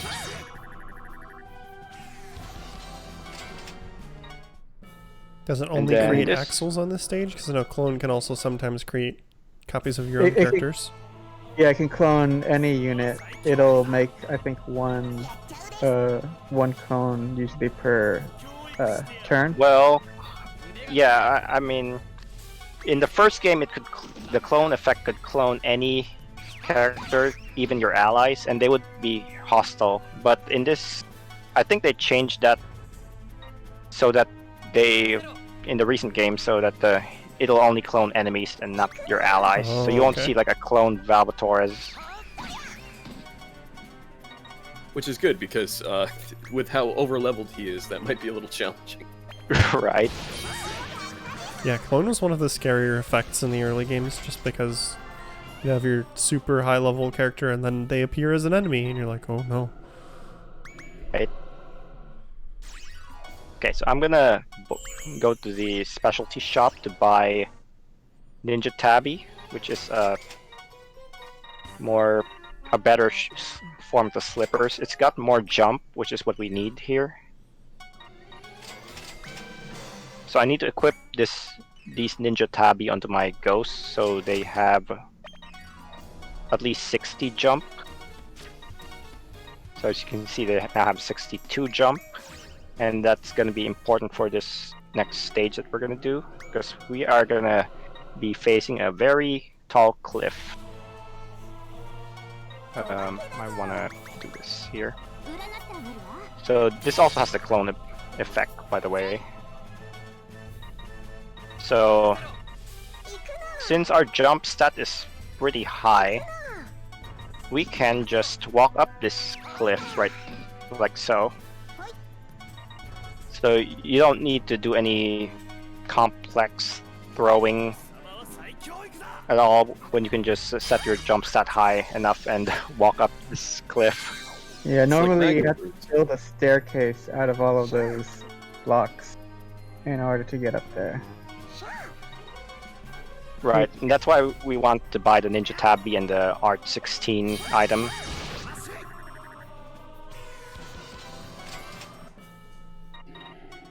And then here we're gonna fight the real Axel and all these other weaker Axels. That is a lot of axles. Yep. They're all. Which one is the real Axel? I don't know which one to shoot. Oh, we just gotta shoot them all. Yeah, you have to do that anyways to clear the stage. Just to make sure. They're all at a pretty low level comparatively, if you compare them to the real one. So we have to take them out in 2 turns, otherwise they'll start moving. And that's, you have to sit through all their animations. So we gotta focus on the fake Axels first before taking on the real one. But we can do that easily since we have all these AoEs at our disposal. And then after that we just gang up on the real Axel, and that takes care of episode 6. So no more A-Virus, no more Axels. Life is good. The Netherworld has been improved vastly. Poor Axel.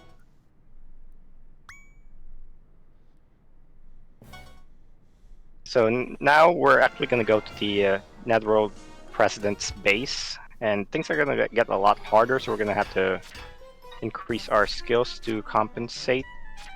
I believe that's all I need to do.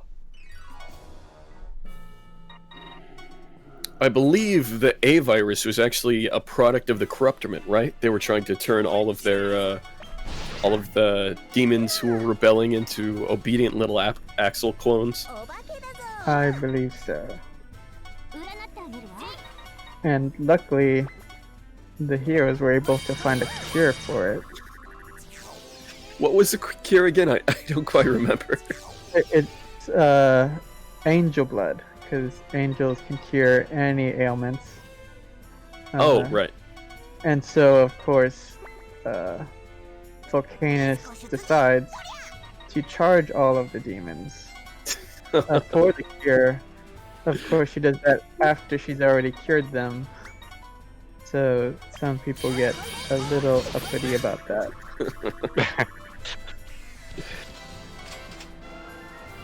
I guess it's just on brand with the Angel of Avarice. Yes. Yep. I would have thought the cure to not becoming Axel would have been like to read a book or something, or do some basic math. I bully Axel, but I love to bully Axel. So. I do too. I think personally he does show up in a lot of games and steals the spotlight. He's in like way too many games in my opinion. He even showed up in like that one roguelike game, the guided Fate Paradox, as a secret character. It's like, what? Axel's in this game too? As he would put it, it's part of my charm. Right. Ah.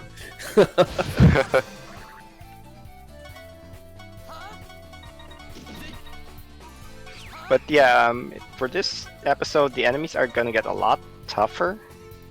So that's why we needed to do all this level grinding. Because the levels go up quite a bit when you get to this episode. First, we start fighting enemies at level 50, and then suddenly towards the end of the episode, you're going to be dealing with level 70-ish enemies. Yeah, I remember struggling with this chapter a bit when I got to it. This is the chapter, I believe, when the Corruptorment unleashes their 10 generals of ultimate evil or something like that. Yeah, something like that. Yeah, I believe there's about 5 different groups, and each group has more and more members to it. I think there's like the 7 Astros, I think, or some, or sure. 7 Yakshas. Yakshas, I believe it was. And I think it's the 10 Overlords was one of them. I think there's a certain amount of Devas. Yeah, that's what you would expect since we're storming the president's base. So you would expect it to be heavily guarded. It's pretty funny too that I think, if I'm remembering correctly, each time Velvetoraz has reactions like, "No, not the 12 Yakshas," and then they defeat them, and then the next episode he's like, "No, not the 86 Divas." And each time he's like, "Velvetoraz, we're not really having a problem here, so I don't know." He clearly is just underestimating the power of sardines. He definitely makes this game a lot more charming. That's for sure. I definitely like a lot of the dialogue sequences in this game. I should rewatch the cutscenes sometime. It's definitely one of my favorites. One little element we haven't. That was the Omaiwamo Shintaru moment we were talking about earlier.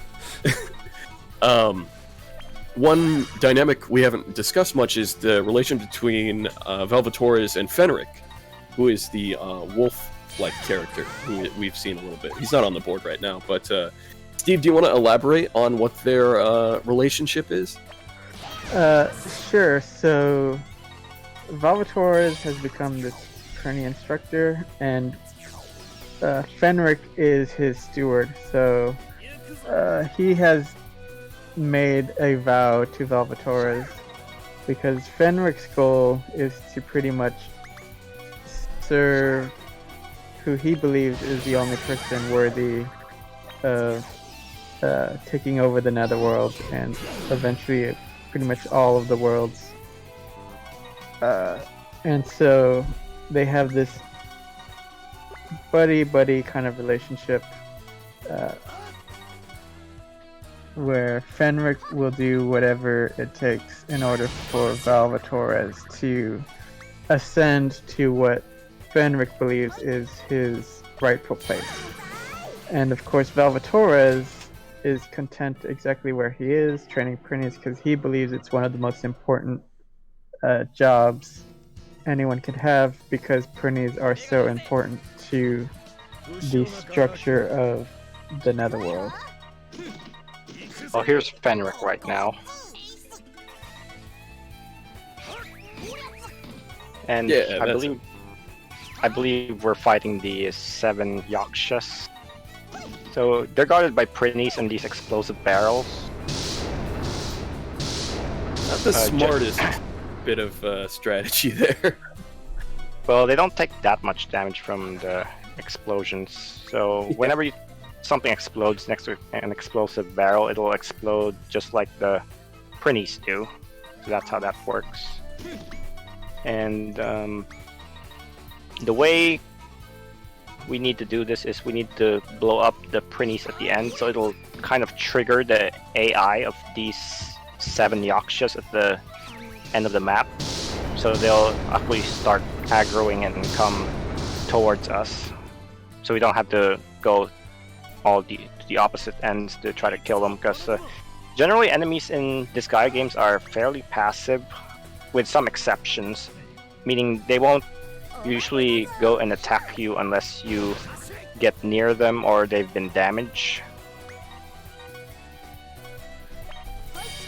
So by just giving them a little bit of damage, it'll pretty much send them after you. Right, so you can see right now they're moving towards me.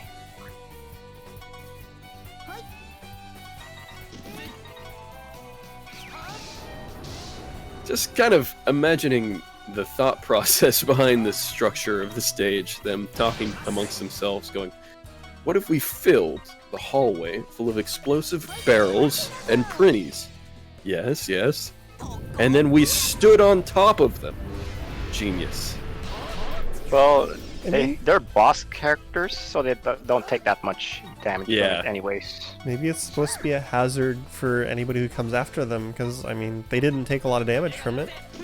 What if they threw Right. a Prinny and set off the chain reaction themselves to, like, hurt attackers?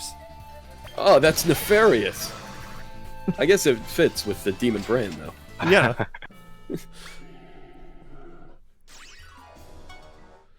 be cool to see a stage like that where, like, an enemy uses a Prinny against you. There are some games that do that. Disgaea 5 specifically has enemies that will pick up prinnies and throw them at you. But enemies generally didn't gain the ability to lift and throw until that game, I believe.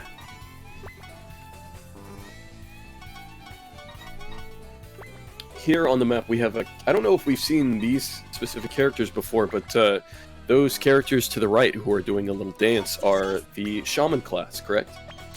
Yeah. And they their ability is to each one of those shamans on the map gives enemies a -5 to all stats. So with 3 of them on stage, you're at a 15% stat disadvantage. Right. It doesn't matter too much with. Yeah, and now we high just, of levels, course, so just annihilated them. But typically those are your first targets when you enter a map. so these are the 10 overlords, I believe.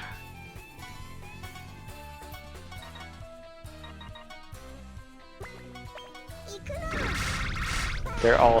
They're. I think the monsters right here. Yeah, the monsters right here are the 10 overlords. So they're technically boss monsters. So we have to.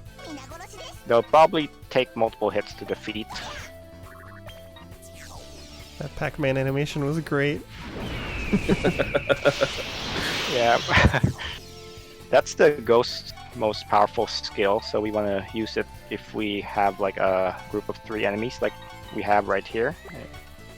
So skills in this game have like a damage rank.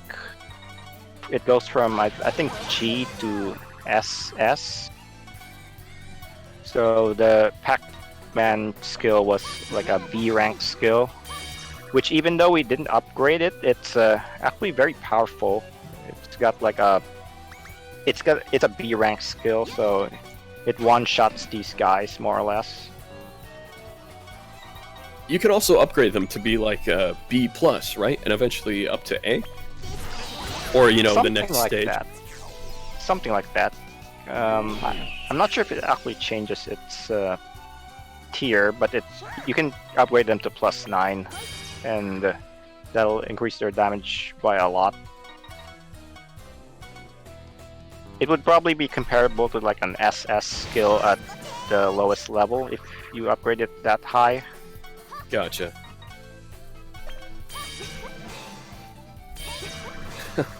Sinful Heart in the chat says, Fen, I love how Fuka gives them nicknames. Yeah. Let's just say that Fuka has her headcanon of Velvetoraz and Fenrik's relationship.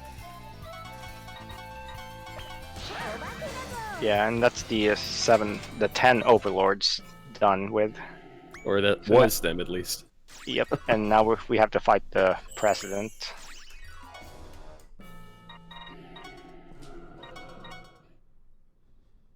Okay, so the president's actually a fairly simple fight compared to the 10 overlords. All these minions of his are one-shotted with our skills.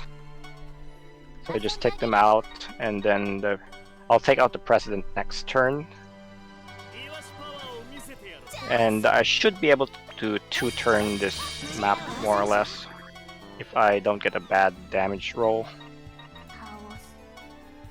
You know, the way the story develops, like the first stage was give a Prinny a sardine, and then now we're on the stage fight the president in under an hour.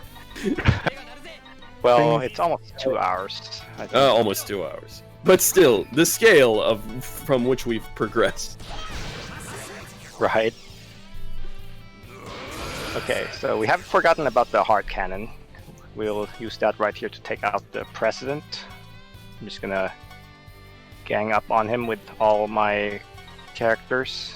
Well, with enough characters that Val should be able to finish him off with the hard cannon.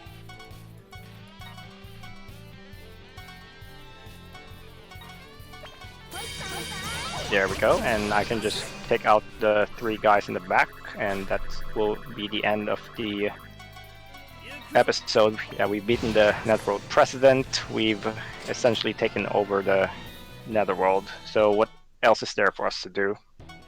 I love that comment from chat from one of our moderators. Are you a bad enough Prinny to fight the president? So, why is the game actually going since we beat the president? We should technically have won?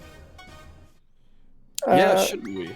We should have, but things are not always as they appear. Much like a lot of other things, the president says, "Oh, you think it was me? Trust me, it goes way higher up the ladder, my friend." And so now we're in the human world. Because of the machinations of certain humans, I suppose. Here we're actually fighting humans. One of the times, rare times in the Disgaea series where you're actually fighting humans instead of demons. And they're always in power suits because demons are natively a lot stronger than humans. So unless you're a special character, you have to be wearing one of these, giant power suits to be able to fight on the same level. The other big instance I can think of is when they tried to invade the Netherworld in Disgaea 1. Yeah, exactly. And unless you're Gordon, you need one of these suits to keep up. Jennifer didn't have one either. But that's true, Jennifer, neither did Thursday. And Jennifer, coincidentally, wore even less clothing than Yeah, Gordon did. exactly.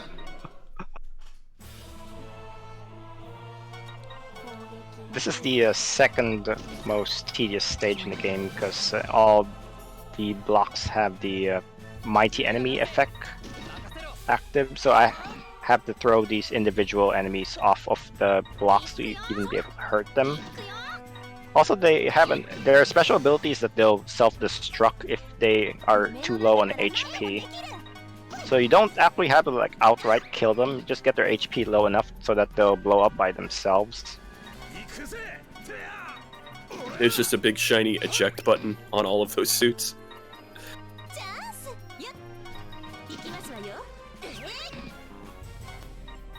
Alright, so I'm only going to be able to toss all but 2 of these suits to the point where I can kill them with my characters, and then I have to go for the final 2 on the next turn. Just because they're too far away from the base panel, and I would need extra characters to get to them. Even on repeat playthroughs, this stage is pretty tedious. Just because there's no way to get rid of the... there's no way to damage them at all.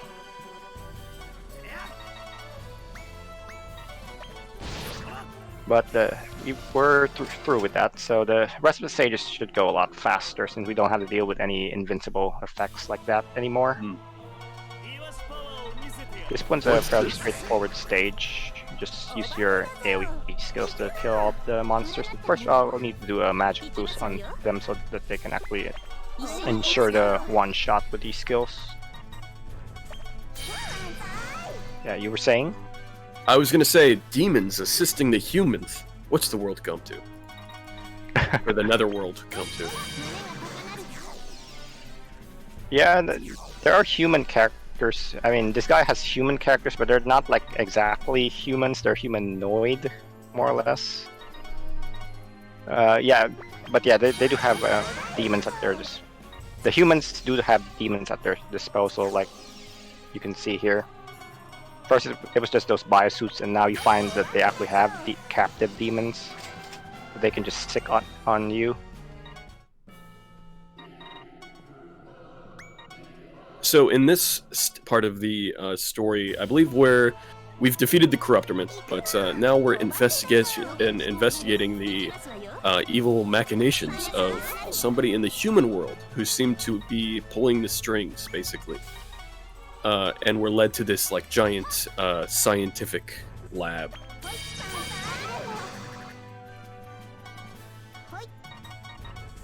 Yep. That one of our party members, I believe, thinks she recognizes.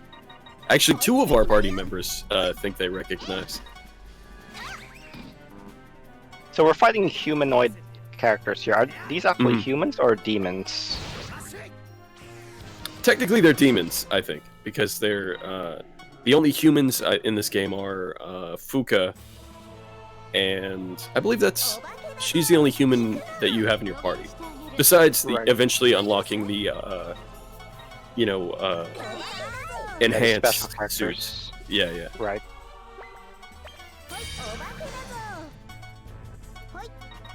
Okay. Well, for this stage, we just use our AoEs to kill the enemies. I might be able to do this in 2 turns if the damage rolls will cooperate with me. Okay, I can kill these 2 Nekomatas with a Pram here. I should be able to clear this in the next turn. If they're not too far apart, that is. I might need to move you over here to be able to do that. So use Braveheart here, and then I should be able to... Yep, kill that dragon. So dragons typically have a lot more HP than those professors, which are the green-haired units. The professors are kind of like the inverse of the shaman class, right? Where their passive ability is to boost friendly units' stats. I don't remember exactly, but they're basically like a buff unit where they have a lot of that's right. powerful buffs at their disposal. Yeah, I believe I was incorrect. They're actually all of their ability is to strengthen any buffs they cast. So typically, if you're gonna do Braveheart or anything like that, you want it to come from a professor character. Right. And that was an RNG stage you just saw there, because the 2 mages on the right side were on evade panels. Fortunately, it didn't take too long to kill them. Okay, so I'm gonna do... There's like a Geo Block Puzzle that you can do here.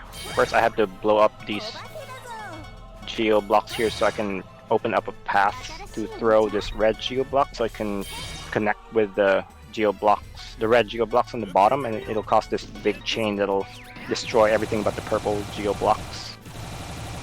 And we want to do that because those other Geo Blocks give nasty effects like silence, which locks us out from using skills. And we want to be able to use our skills in this game because that's how we do the most damage to enemies. Yeah, also defeating as many enemies at once, I would think. Right. Yeah, I rarely use normal attacks at this point, except to finish off weakened enemies like I just did there.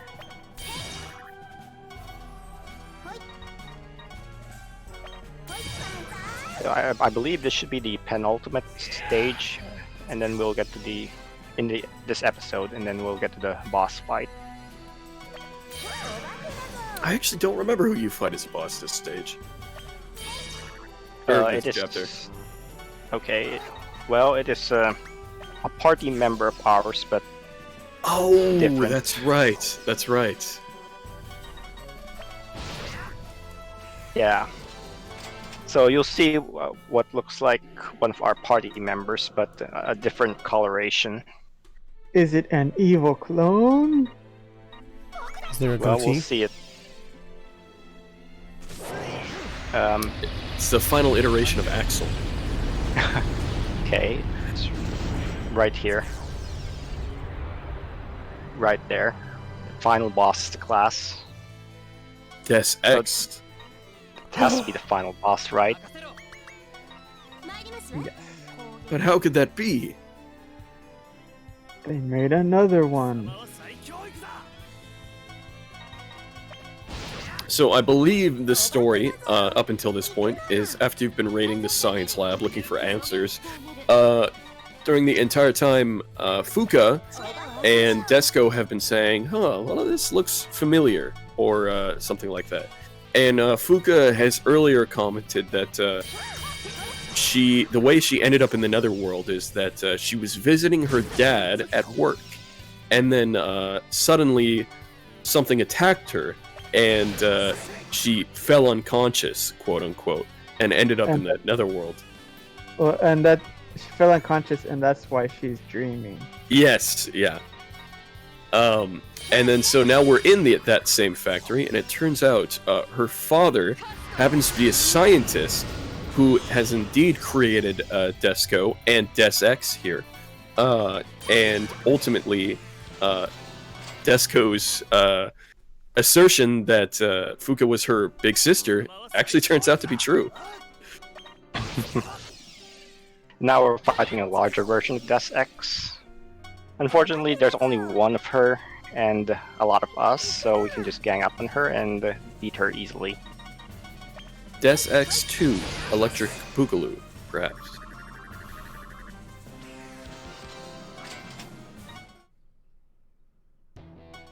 And she's gone.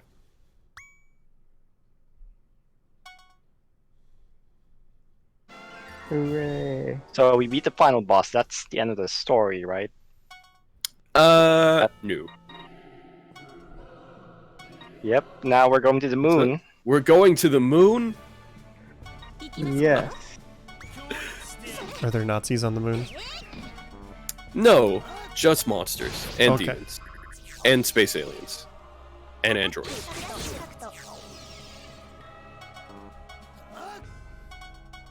I believe the androids are kind of like the Majin class of 4. Yes. They're also very overpowered in this game because they have a skill that hits every single unit on the map, but its accuracy is kind of low. It's not a guaranteed thing, but it's still very useful to attack everything on the map, regardless of where the positions are. It was a feature that was actually added in the Vita version. It was not in the original version. Unfortunately, to unlock them, you have to actually start a second cycle. Oh, yeah, Just I because remember. they're that good. Every that's why we- Disgaea games kind of has that super overpowered character in each iteration. Yep. Oops, my control's acting up a bit. Yeah, those last 2 stages that you saw, we just need to destroy that ignition device in the center and the very opposite end of the map 2 stages ago. That's the last time well, that's one of the few times in this game where you just need to destroy a specific thing to clear the stage. Rather than destroying everybody. Yeah. Just glassing over the map. So, So Steve, here- do you remember what's going on? Why we're suddenly on the moon? So the bad guy has determined that because you've been foiling his plans, he is going to destroy the moon, which is the source of the werewolf's powers. It's a good thing we don't have any werewolves in our... Oh, wait! Fenrik. Yes, So I'd And- imagine Fenrik takes some offense to this. he does. And you learn that the vow that Fenrik made to Velvetoraz was sworn upon by the moon. And so it has an even deeper meaning for them because should the moon be destroyed, what would happen to their vow? Some very deep emotional resonance here between Fenrik and Velvetoraz. Yep, this is the shortest episode in the game though. So it's almost over. It is kind of funny reasoning too. It's like, you beat me, well, I'll blow up the moon. Yeah, it's kind of out of left field there. Yeah.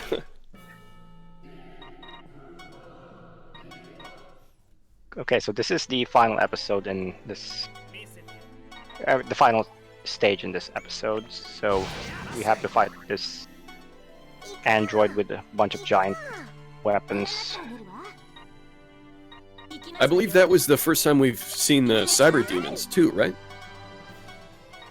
Which cyber demons? The ones with the blaster on their arm. Oh, they showed up in episode 5. They were the ones that I had to get rid of near the Ferris wheel. Oh yeah, that's right. That's right. That was during my little power search. Cyber demons are always a fan favorite for their the way they look and their cool abilities. Yeah, they're cool. I like them. They're not that fun to fight though, because they're pretty bulky.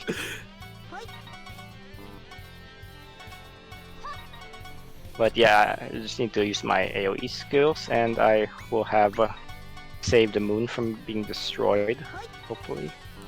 It took me a second to realize that's an axe and not just another large monster standing there.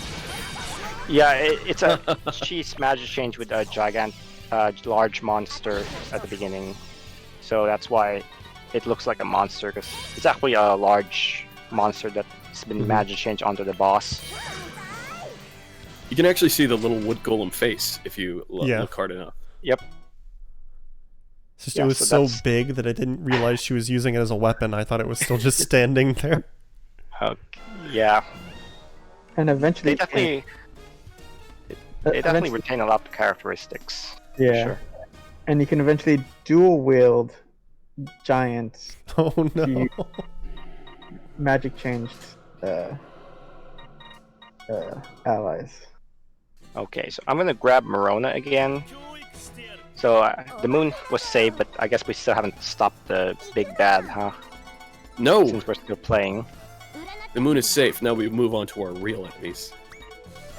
So I'm gonna grab Morona again. It is kind of a frightening prospect to like enter a room and then you see this like giant monster. You're like, oh no. And then somebody else comes in and picks up that giant monster and starts using it as a weapon. Oh no. Yep. So, yeah, I will grab Morona again because I need her healing, and then I'm gonna grab this guy, Prism Red. Always a fan favorite. Yeah, everybody loves the Prism Ranger. I'm actually not gonna use Prism Red, however. I need him for his weapon. As it turns out,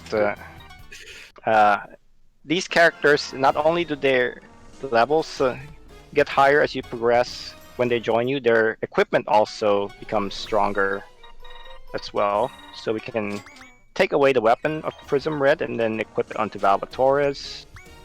And then you can see just how much stats it gives him. It gives him like almost 1200 attack just from that one weapon. That is pretty on brand for the Prism Rangers to be defeated, and then you think they're going to join you, but no, you just take their weapons. Yep. Also, I need to teach... Sorry, go ahead. Yeah, I gotta teach Morona the healing spells, because that's what we got her for. It's also pretty on brand for them to have ridiculously overpowered weapons and still not be very good with them. Yeah. Well, they're actually human characters. They're human characters in this game now, where they were monster characters before in the original game. Yeah, that's right. So here we're on some magical seals being around us, and Steve, do you want to talk a little bit about the story up until this point? So you find out that there is a ghost-like person who has been around for hundreds of years, and he is actually the one pulling the strings behind everything. Basically, he was in love with the woman who Velvetoraz made his promise to, which is why he stopped drinking blood. So she ends up dying before Velvetoraz can scare her. That's why he can't drink blood. This guy was in love with her, so he's decided that humanity is kind of doomed. And so, in order to set the universe right, he has to get God involved in destroying everybody, from the demons, the humans, the angels. Everything has to be gone just because it's all failing. And so now you have to stop him, and in doing so, you will have to stop like this program that was instituted by God in order to kind of like wipe the slate clean in case things got out of hand. Yep. So it's you'd say it's pretty high stakes at this point then. Yeah, it's essentially a big doomsday device that we're in, more or less.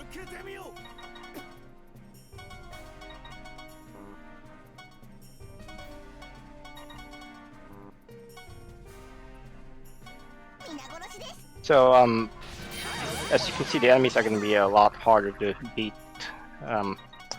So that's why we needed the weapons from those two characters.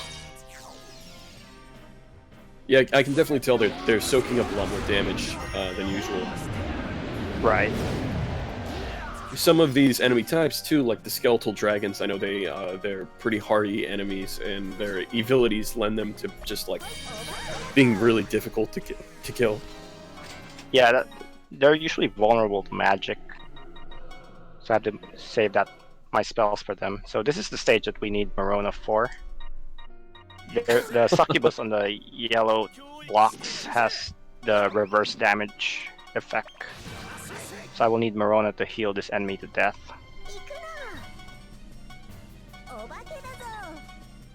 Okay, so I'm going to bring out Marona and heal this enemy. It will take 2 heals to beat it. So if I didn't have Marona, I would need to throw that yellow block all the way, that lone yellow block in the corner, all the way over to where the yellow blocks are at. So that, and that's obviously pretty slow.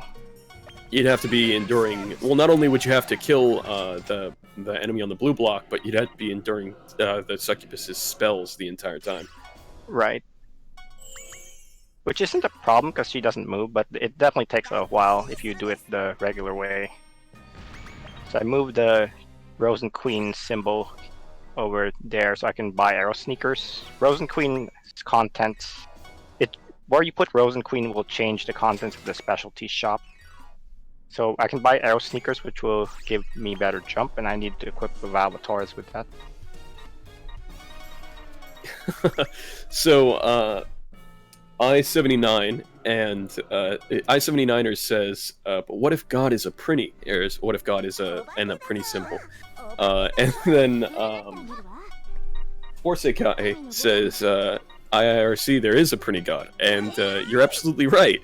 A big theme in a lot of the post games for all of the Disgaea games is the prinnies will have this mysterious figure that they all worship. And you'll eventually come to this part where one of the most powerful enemies in the game is actually a prinny.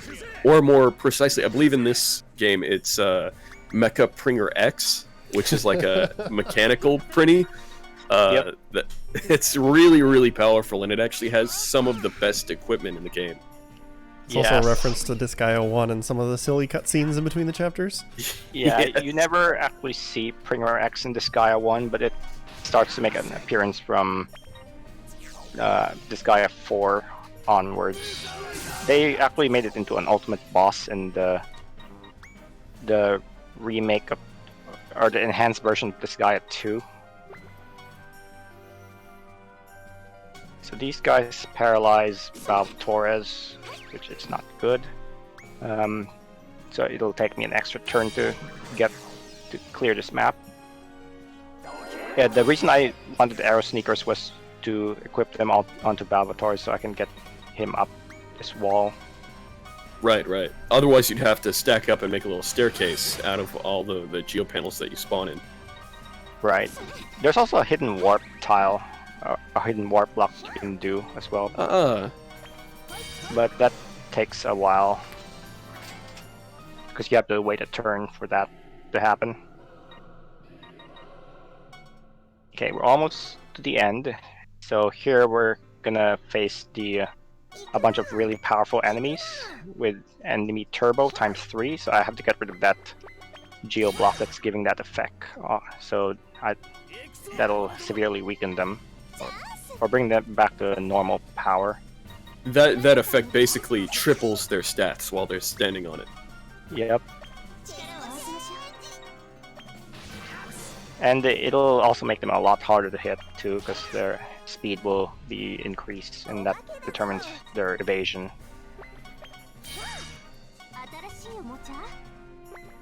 So I just need to take out 2 sides. Looks like I'm not going to be able to kill this one enemy here, but that's okay. As long as I take out the monsters, it's all good.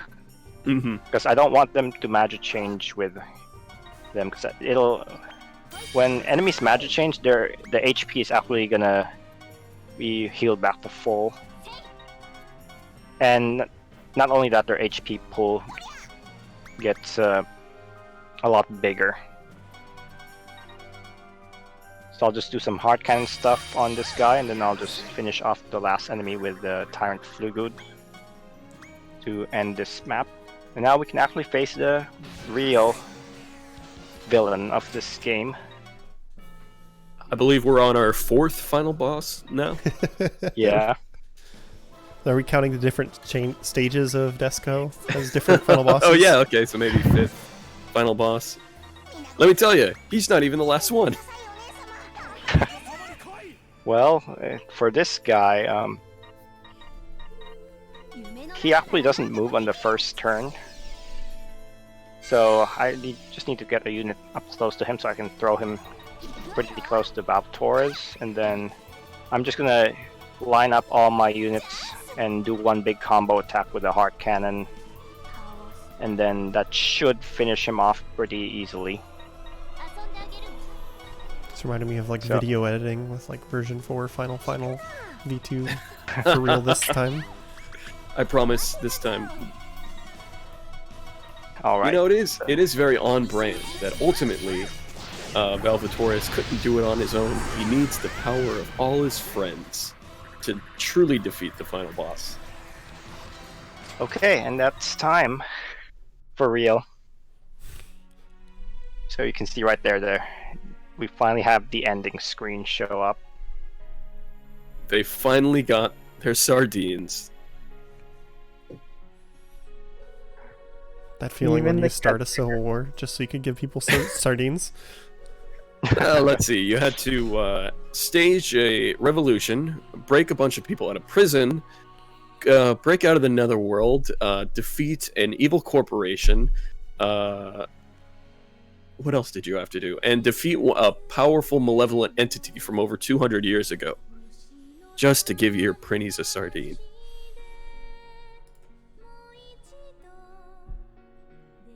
Yeah, and save the moon, too. Yeah, that's true. Well, that's Disgaea 4 complete story, and once you reach the post game, we're at the post game now, so we can do a lot more stuff. Like, this is where most of the game opens up, believe it or not, because you get access to a lot more powerful enemies and thus leveling stuff, so you can see some new features unlock even there. And yeah, we're not gonna have time to actually go through these features, but I mean, I do stream some post-game stuff at times. I have done I did a really masochistic run of the Platinum Trophy on this game, and it was like over 30 hours. Oh my god.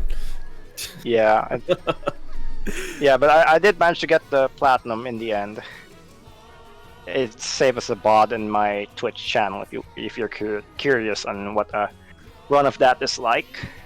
Yeah, usually And if for you- these games, there's like more than one ending, so you can start a second cycle to try for the other endings, and then there's like the post-game super bosses, which are going to require a lot of effort to get to, and it really opens up a lot of content when you beat the story the first time, you know. Yeah. Yep. Like the story turns out to just be the tutorial. I think I saw that in chat actually. It's like, all right, tutorial's over now. Yeah, Definitely a lot of where I people- poured a lot of hours in was just trying to get all of the rank 40 weapons, which is you have to find the penultimate weapon in that class, so the rank 39 sword. You have to find a legendary version of that, and then go all the way to level 100 of that item in the item world, and then steal the ultimate final weapon from the item god. Yeah, and the penultimate weapon, finding that is random as well. All So, right, well, 2 hours, 12 minutes, and 12 seconds. Not only is that an impressive sequence of numbers, you also beat your time. And it's a palindrome. Well, Yeah. I did have my my estimate was pretty generous. I am trying to get this run under 2 hours. So if you actually want to see more runs of this game, you can like follow me on Twitch. I stream mostly Disgaea games when I do like serious speed runs. I've done my main speed game was Disgaea 5 for a while, but I took a break from that so I can work on this game. So I'm currently trying to get this game to under 2 hours. That's my ultimate goal, which I'm pretty close. I think I can get there within a week or two. And I've also done like a platinum trophy speedrun of Disgaea 1 complete at one point. There was like a weekend, like I think back in January of this year, I would just do like a platinum trophy run of Disgaea 1 every weekend. It's actually not that long. It's like under 10 hours. Believe it or not. Maybe it's for you. All right, then. Shall we conclude the stream? Yeah, one thing I Well- wanted to do before we wrap things up is if people wanted to get into the speedrun of this game or even other Disgaea games, where would they go? Where can they find resources? How Sure, can people so- get started on this? Well, I'm gonna post a Discord link in chat right now. If This is you where Post it in the Discord. I can post it for you because links are not allowed okay. in chat. Oh, I actually just posted it. Yeah, it's filtered. Can you just drop it in Discord? Oh, okay. Okay, I will do that right now. But yeah, this is where you'll find most of us who are interested in this game. If you want to learn like all the strategies that will allow you to get through the game quickly, even if you're not speedrunning, you can see I never use any glitches. So basically, if you want to learn how to speedrun the Disgaea games, you just need to know like the game mechanics and how to exploit them to their fullest. Because that's really all Disgaea speedruns boil down to. Just doing things quickly, knowing where the right stages are to grind, knowing what the right setups are. And even if you have like a casual question on how to get by in how to do a certain part fast, like if you want to know how to get to the post game of these games quickly, we can help you with that. Yeah, because it's definitely layers and layers and layers of systems in these Disgaea games. They help you out because like you can exploit a lot of them, and the good thing is you can kind of ignore some of them and still like beat the normal story just fine. Right. It's just when you get into the nitty gritty and exploit everything to the max that like you end up like deep diving into all these different systems that you can exploit. Yeah, you can notice there are a lot more NPCs that we've interacted with. There's this Kara world that we never touched. There's this pirate editor, we never touched that. When we say we've skimmed over some of the features, we have skimmed over some of the features. Steve mentioned layers upon layers upon those layers of those layers. Yeah, the Dark Assembly that was talked about earlier is also a really deep system that's got a lot of quirks that we didn't mention about, like, trying to improve relationships with certain senators so they'll vote for you more frequently, and, like, which is really important in post-game because a lot of the good votes you want are going to be really hard to pass, so it becomes harder and harder to pass the votes you need to pass.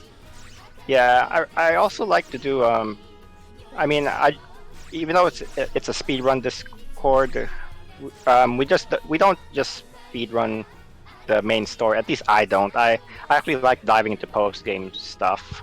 It's I have platinum every single Disgaea game out there, and even the ones that don't have like platinum trophies, like Disgaea 1, and well, Disgaea 1 has one right now, but Disgaea 2, I've done everything in that game as well, so I can definitely share my strategies for that. Fun fact, I actually wrote the game facts guide for Disgaea 2 Dark Hero Days. Oh, you did? So I believe me, I do know the games very well. That was actually like one of the main things that actually got me really interested in the games. Just making a really detailed guide for it, one of the games. So, well, do you have any final shoutouts or thanks you'd like to give out for all of you before we wrap things up? Well, definitely thank you to Steve and Trevor for being here. Anytime. Yeah, it was a lot of fun. Yeah. Yeah, would you want to do something like this again? Absolutely. Okay. Yeah, we'll see about there that. There might be some chance opportunities in the future. We'll see. Yeah. Sure. I'm looking forward to your 5-minute Disgaea 5 run through. Well, for Disgaea 5, the world record's like 70 minutes. Yeah. More or less. So. And that is you can also watch the run that I did on SGDQ 2018. It's on YouTube. Sounds good. On behalf of Nisa, I would have liked, of course, to thank Green Sea Saber for not only doing this speed run, but dedicating so much time to the Disgaea franchise. All of his work has been really cool just to watch. Not only as Nisa fans, but as people who work with Nisa, we really appreciate it when somebody takes a hold of this game and takes it so seriously. So we want to thank Green Sea Saber. We wanted to thank GDQ for hosting this. Obviously, it's a really fun opportunity to just come in and hang out with a lot of people who know Disgaea, who don't know Disgaea, to kind of put dip our toes into this speedrunning thing. And of course, we wanted to thank everybody who came into the stream, all of the fans, all of the soon-to-be Disgaea 4 players, and all of the people who have enjoyed it before. Thanks so much. This was a lot of fun. Yeah, and I'll let Steve speak for himself.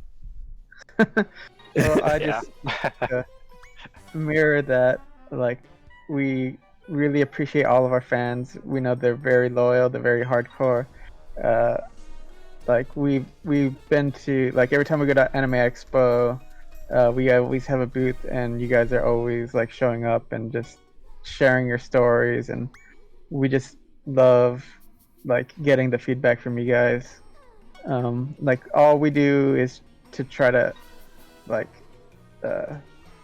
get you guys to enjoy our games to the max. So yeah, definitely all the fans, we just love you guys.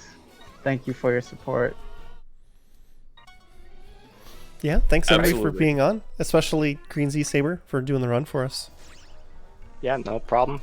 I always like to show off these games, and I guess if you want to see more of that, then you can, I guess, follow me on Twitch. I stream a wide variety of games myself, but usually when I try to seriously speedrun, it's usually Disgaea or maybe some NIS America game. Like, I actually ran Kimono Heroes for this Summer Games Done Quick, and I'm actually looking forward to Giraffe and Annika. It just arrived at my doorstep today, so I'll probably do some playthroughs of that this week.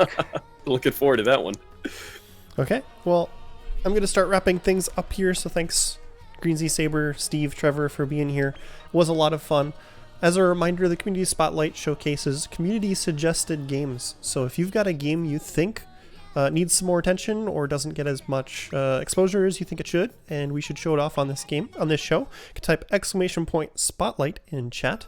There's a form you can fill out there to suggest games that we'll show off on this show. You can also go to gamesdonequick.com/hotfix/spotlight-form, and the form can be found there as well.